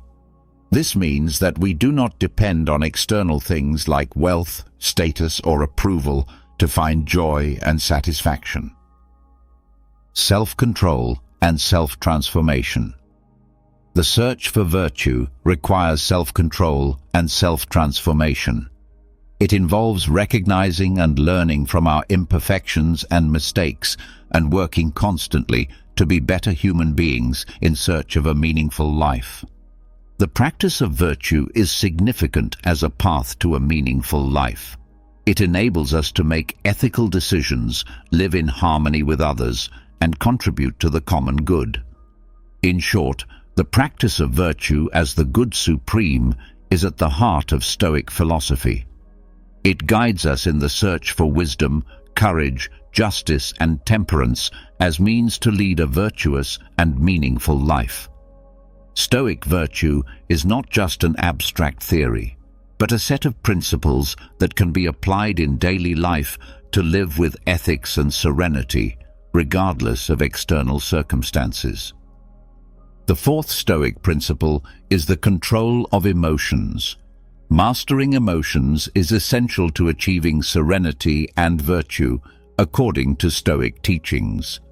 The Stoics recognized that emotions can be powerful and often lead us to act impulsively or irrationally. Therefore, They emphasized the importance of controlling emotions in the following ways. Self-awareness. The first step is to cultivate emotional self-awareness, which involves the ability to identify and understand our emotions as they arise. This includes recognizing when we are experiencing emotions such as anger, fear, sadness, or euphoria. Emotional distance. After recognizing an emotion, the Stoics recommend creating a certain emotional distance. Instead of letting yourself go completely with an emotion, they suggest taking a step back and examining the situation in a more objective way, reasoning about it. The Stoics believe that reason should prevail over emotion. This means using the power of rational thinking to evaluate the validity and usefulness of a specific emotion in a given situation. For example, if we are feeling anger, we should question whether anger is justified and if acting on it is the appropriate choice of response. Virtuous responses. Once we have evaluated an emotion, we must choose a response that is in line with the principles of virtue. For example, instead of reacting impulsively with anger, we can choose to respond calmly and with understanding. This requires self-control and constant practice of transforming negative emotions. The Stoics also teach the transformation of negative emotions into constructive actions. For example, instead of allowing fear to paralyze us, we can use it as motivation to take sensible precautions. Emotional equanimity. The final goal is to achieve emotional equanimity, a state in which emotions do not dominate us. This does not mean eliminating emotions, but controlling them in a way that does not negatively influence our judgment and actions. Acceptance of emotions. It is worth noting that the Stoics do not advocate the complete suppression of emotions, but rather their wise and virtuous management. They recognize that natural emotions, such as grief in the face of a loss or joy for success, are part of the human condition.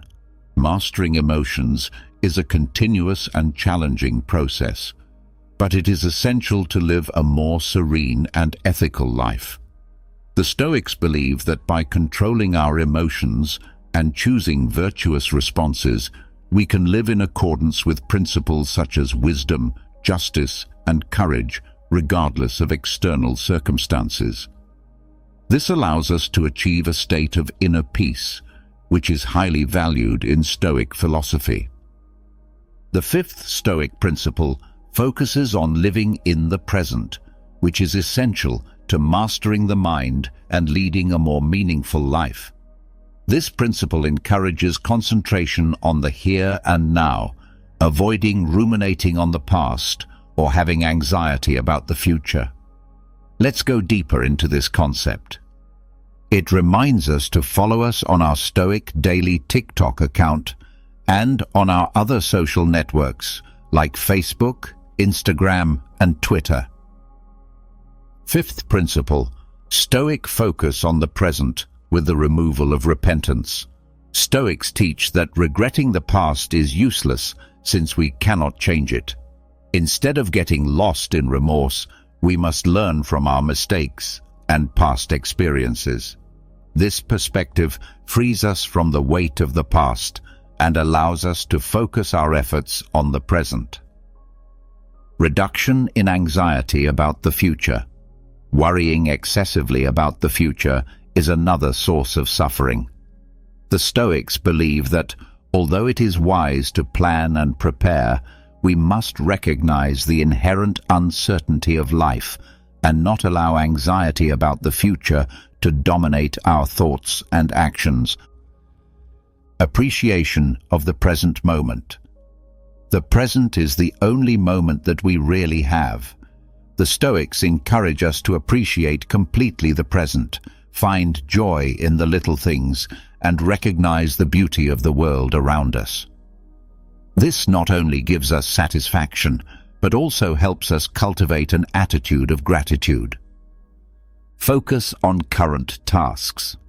Concentrating on the present also translates to being completely committed to the tasks we are doing. This means avoiding distractions and doing several things at once. Doing so allows us to carry out our activities more effectively and with greater appreciation. Here and now as a source of control. Stoic philosophy emphasizes that the only moment on which we have real control is the present. When directing our attention to the present, we can channel our efforts to make wise decisions and act ethically in the here and now without worrying excessively about what we cannot control in the future. Meditation and mindfulness practices.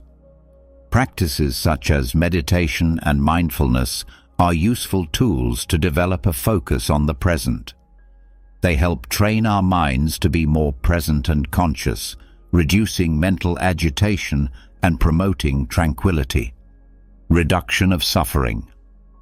By living more in the present, we can experience less suffering caused by worries about the past or the future. This not only improves our quality of life, but also allows us to make more informed and ethical decisions. In summary, the Stoic principle focusing on the present teaches us to value the current moment, accept the impermanence of life, and find control and satisfaction in the now. This does not mean ignoring the past or neglecting planning for the future, but rather living fully and with meaning in the present, the only real moment over which we have control. This contributes to a calm mind and a more significant life. Now, let's go into the sixth Stoic principle. This principle challenges our relationship with the world exterior and sensory experiences, encouraging us to find a state of equanimity with respect to these experiences. Sixth, Stoic principle, practice of indifference towards others. Pleasures and pains. The Stoics argue that the frantic search for pleasures and the fear of pain are significant sources of human suffering. To achieve serenity and virtue, it is essential to adopt an attitude of healthy indifference towards these experiences. Prudence in pleasure. Stoics do not advocate total renunciation of pleasures, but rather moderation and prudence. They remind us that the relentless pursuit of pleasure often leads to harmful excesses, while searching for moderation helps us avoid suffering that results from excessive indulgence. Detachment from pain.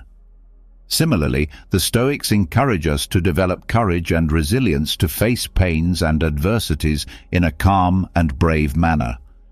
Instead of fearing them, we can see them as opportunities to grow and strengthen our minds. Principle of indifference. Stoic philosophy embraces the principle of indifference towards many things external, which means that things like wealth, social status, or material success are indifferent to our virtue and happiness. This does not mean that we should not enjoy the good things of life, but we should not deposit our happiness exclusively in them, since they are outside our control. Emotional detachment. The Stoics seek to develop a healthy detachment in emotional response to external circumstances. This means that we should not let ourselves be dominated by our emotions in response to gains or losses. Instead, we must cultivate an inner peace that remains constant regardless of external changes. Focus on virtue. According to the Stoics, the true source of contentment and happiness lies in the pursuit and practice of virtue. By prioritizing wisdom, courage, justice, and temperance in our lives, we find a kind of pleasure more lasting and significant than the one offered by the ephemeral pleasures of the senses. Self-control practice. The indifference to pleasures and pain requires a high level of self-control. This implies not being slaves to our desires and not being dominated by fear of pain. When developing this self-discipline, we can make more rational and ethical decisions. In summary, the practice of indifference towards pleasures and pains is an essential part of Stoic philosophy that teaches us to find a healthy balance with sensory experiences and external events. This allows us to avoid excesses that often lead to suffering and find a deeper source of contentment in the search for virtue and self-transformation, helping us live a longer, more balanced and serene life. Now, let's explore the seventh and final Stoic principle, self-knowledge. Self-knowledge is the cornerstone of Stoic philosophy and many other philosophical and spiritual traditions. For the Stoics, understanding oneself is the essential starting point for mastering the mind and therefore life. Seventh Stoic principle, self-knowledge, constant examination of oneself. Even the Stoics encourage us to engage in honest assessment and continuous self-reflection.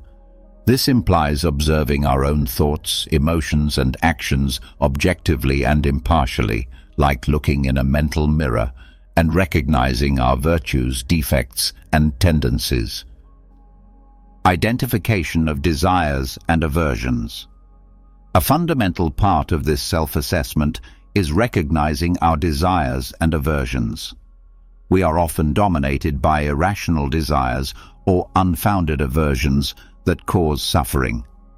By identifying them, we can begin to question their validity and work to control them. Reflection about our values. The Stoics tell us to reflect on our values and principles, what is really important for us, and what we are looking for in life. This type of reflection helps to align our actions with our values, promoting more significant self-acceptance and constructive self-criticism. Self-knowledge also involves the ability to accept ourselves as we are with all our imperfections. However, this does not mean complacency, but rather recognizing the areas where we can improve and grow.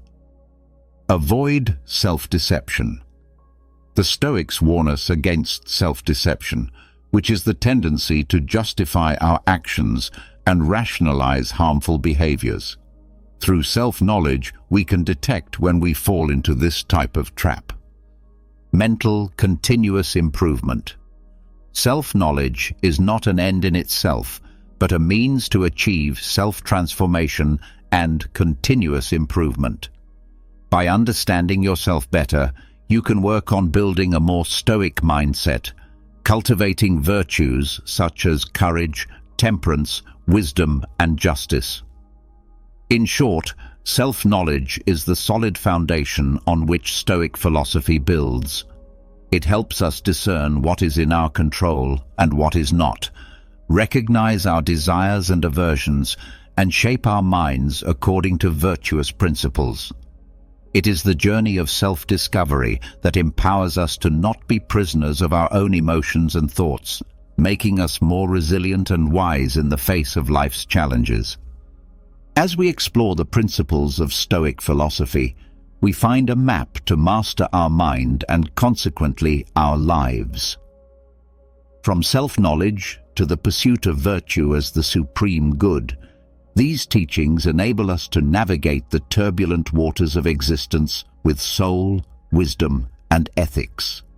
Stoic philosophy teaches us that true wealth lies in peace, inner self-transformation, and the constant search for virtue in a world that often presents us with challenges and uncertainties. Stoic philosophy offers a guiding light toward a more balanced and meaningful life. It is a philosophy that reminds us that despite external circumstances, we have the power to shape our minds and our actions. If you liked our video, like the video, subscribe and comment so that YouTube knows that this type of content helps people like you, and we can continue creating more similar content in the future. in a continuous connection to it. Patience shows confidence in the process as you trust that your effort and alignment will yield results when the time is right. The inner strength to release doubts is essential. Doubt can cloud even the most powerful intentions, creating obstacles from within. By practicing Stoic confidence and affirming belief in your worthiness, you release these mental blocks. This inner faith sharpens your focus, as your energy is no longer diluted by uncertainties. Strong belief keeps your intentions clear and uninterrupted. Balanced focus is key. Holding on to your intention without fixation keeps your energy aligned without creating dependency. When you focus too heavily on the outcome, it can turn into obsession, which creates stress. By balancing your attention on the present actions that support your goal, you nurture it gently, allowing it to grow in its own time. Regular reflection ensures your desires stay aligned with your growth. Over time, intentions may evolve, and reflecting on them allows you to adapt accordingly. This reflection keeps your intentions fresh as they continue to mirror your current values and aspirations. Adaptability keeps the process dynamic, preventing stagnation and keeping your connection to the desire alive. Embrace humility within your intentions. Recognizing that there may be a broader plan beyond your understanding creates peace with outcomes, even when they differ from what you initially envisioned. Humility is grounding, as it keeps you open to life's unfolding. By surrendering your need to know or control every detail, you open space for unexpected blessings that may align even better with your path. Invite peace into your intentions, allowing calmness to be the core of your prayer. Anxiety or worry disrupts intention by shifting focus to fear. By practicing a calm approach to desire, you keep your intentions free of stress. Peace in intention setting creates a steady, unwavering energy that aligns naturally with your goals, free from the interference of stress or doubt. Consistency in your thoughts, actions, and intentions strengthens your manifestation process. When your intentions waver, they lose momentum. By keeping your focus steady and actions aligned with your goal, you create a continuous stream of energy directed toward it. This unwavering consistency builds a powerful force, as each action reinforces your commitment to the desire. Allow space for gratitude beyond just the desired outcome. Gratitude for the journey, the lessons, and even the delays enriches your process. Each moment becomes a part of the fulfillment, reducing the sense of separation between where you are and where you want to be.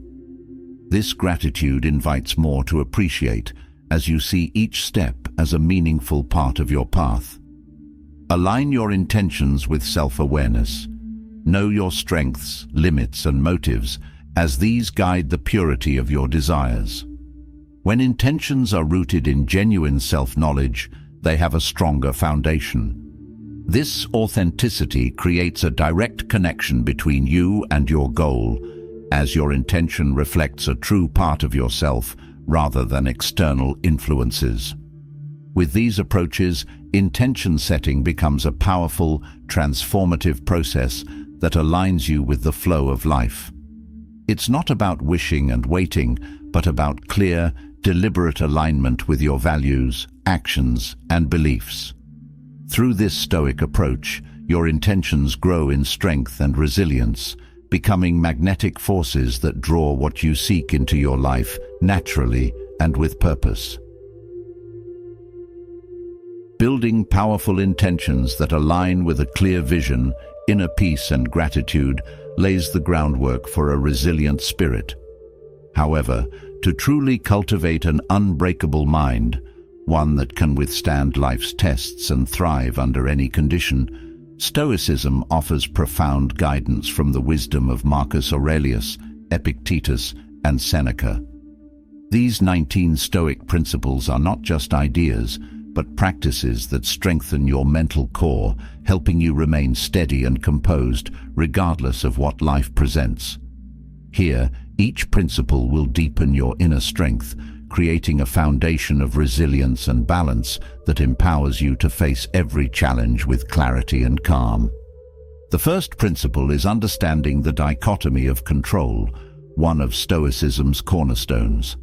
By clearly distinguishing between what is within your control, your thoughts, choices and actions, and what is beyond it, you free yourself from wasted energy on things you cannot change. This focus brings inner peace as you align your efforts with what you can influence, fostering a sense of personal agency that is unshaken by external circumstances. Embracing the present moment builds resilience by rooting you in the here and now. Dwelling on the past or worrying about the future scatters your focus and weakens your mental state.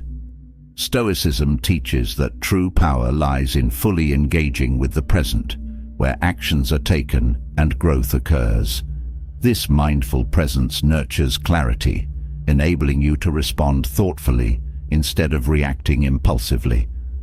Practicing acceptance of life's impermanence cultivates a grounded perspective. Clinging to permanence creates fear and anxiety, as life is inherently in flux. By accepting the temporary nature of all things, you develop a sense of peace, knowing that each moment, good or bad, is part of a continuous cycle. This acceptance fosters adaptability, helping you navigate life's changes with resilience.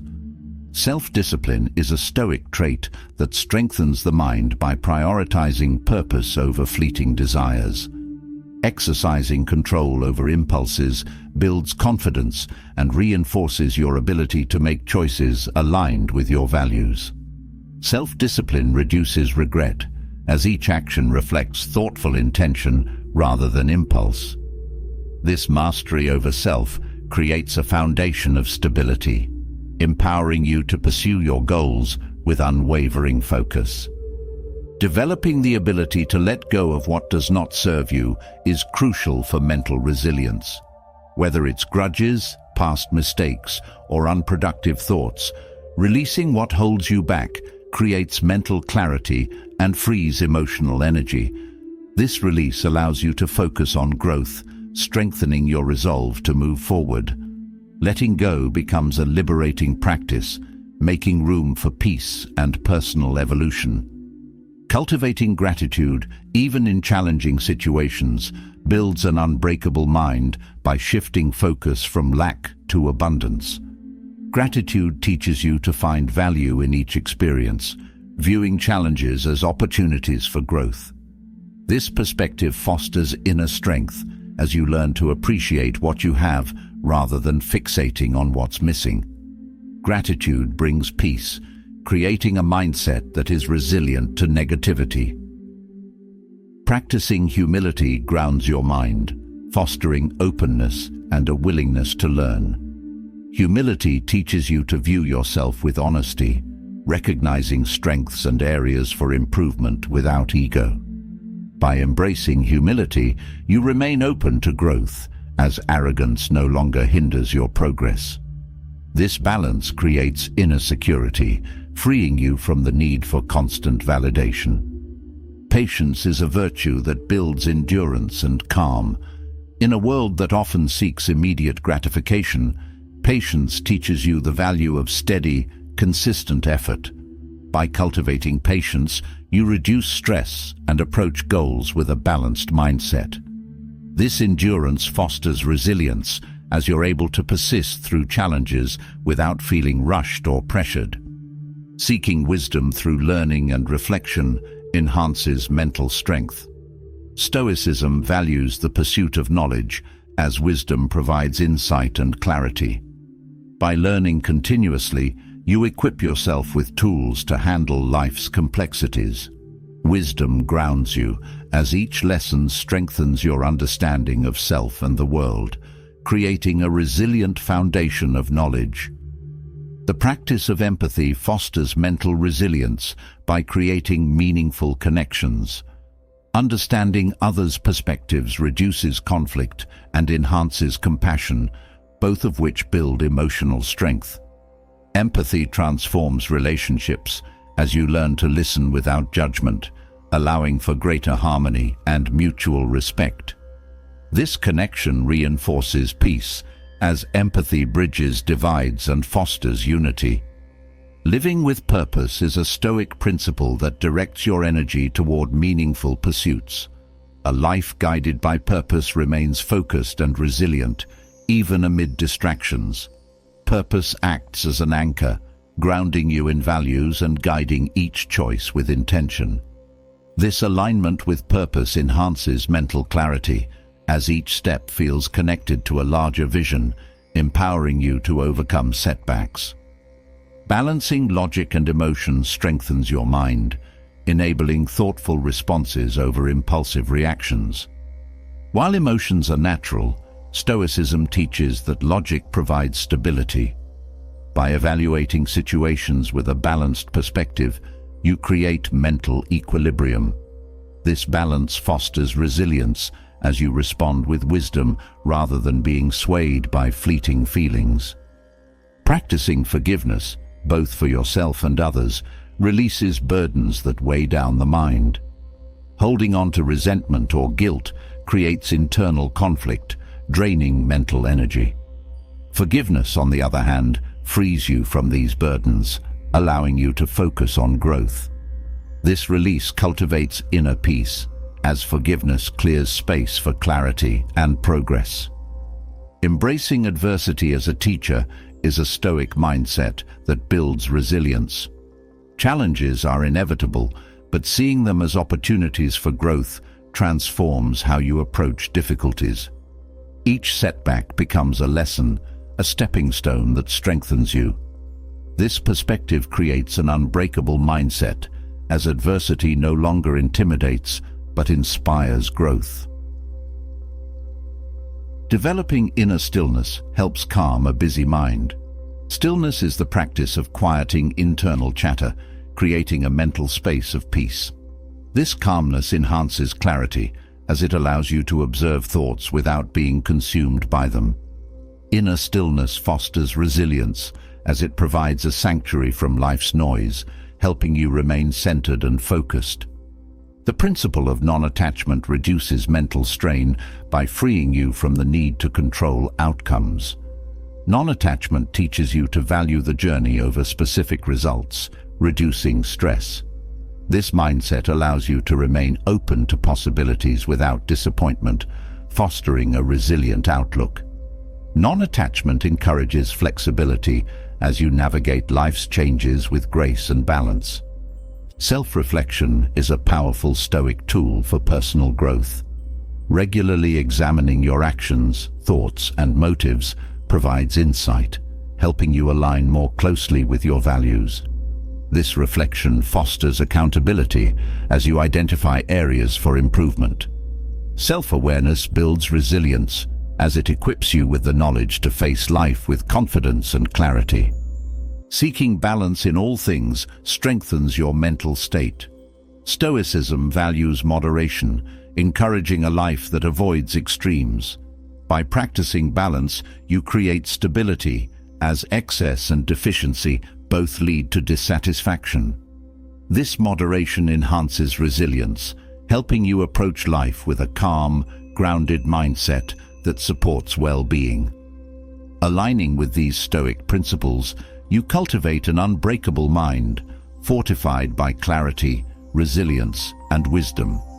Each principle serves as a guide, strengthening your ability to remain composed, focused, and fulfilled, regardless of life's challenges. Through these teachings from Marcus Aurelius, Epictetus, and Seneca, you forge a mindset that can weather any storm, creating a life that is both meaningful and resilient. As we've explored, a life without complications isn't about avoiding challenges. It's about mastering the art of resilience, clarity, and intentionality. Stoic principles teach us to strip away what doesn't serve us, to prioritize inner peace, and to live with purpose. By embracing simplicity, letting go of control and focusing on what truly matters, we create a life rooted in freedom and strength. Each practice, from cultivating gratitude to setting boundaries, builds a foundation for lasting peace and fulfillment, helping us navigate life with a calm, unbreakable spirit. Now, I'd love to hear your thoughts. What Stoic principle resonates with you the most? Let us know in the comments. Your insights could inspire someone else on their own journey toward a simpler, more fulfilling life. If you found value in this, don't forget to subscribe for more on Stoicism and the tools to live with strength and purpose. Until next time, keep cultivating that inner peace, and remember, true power comes from within.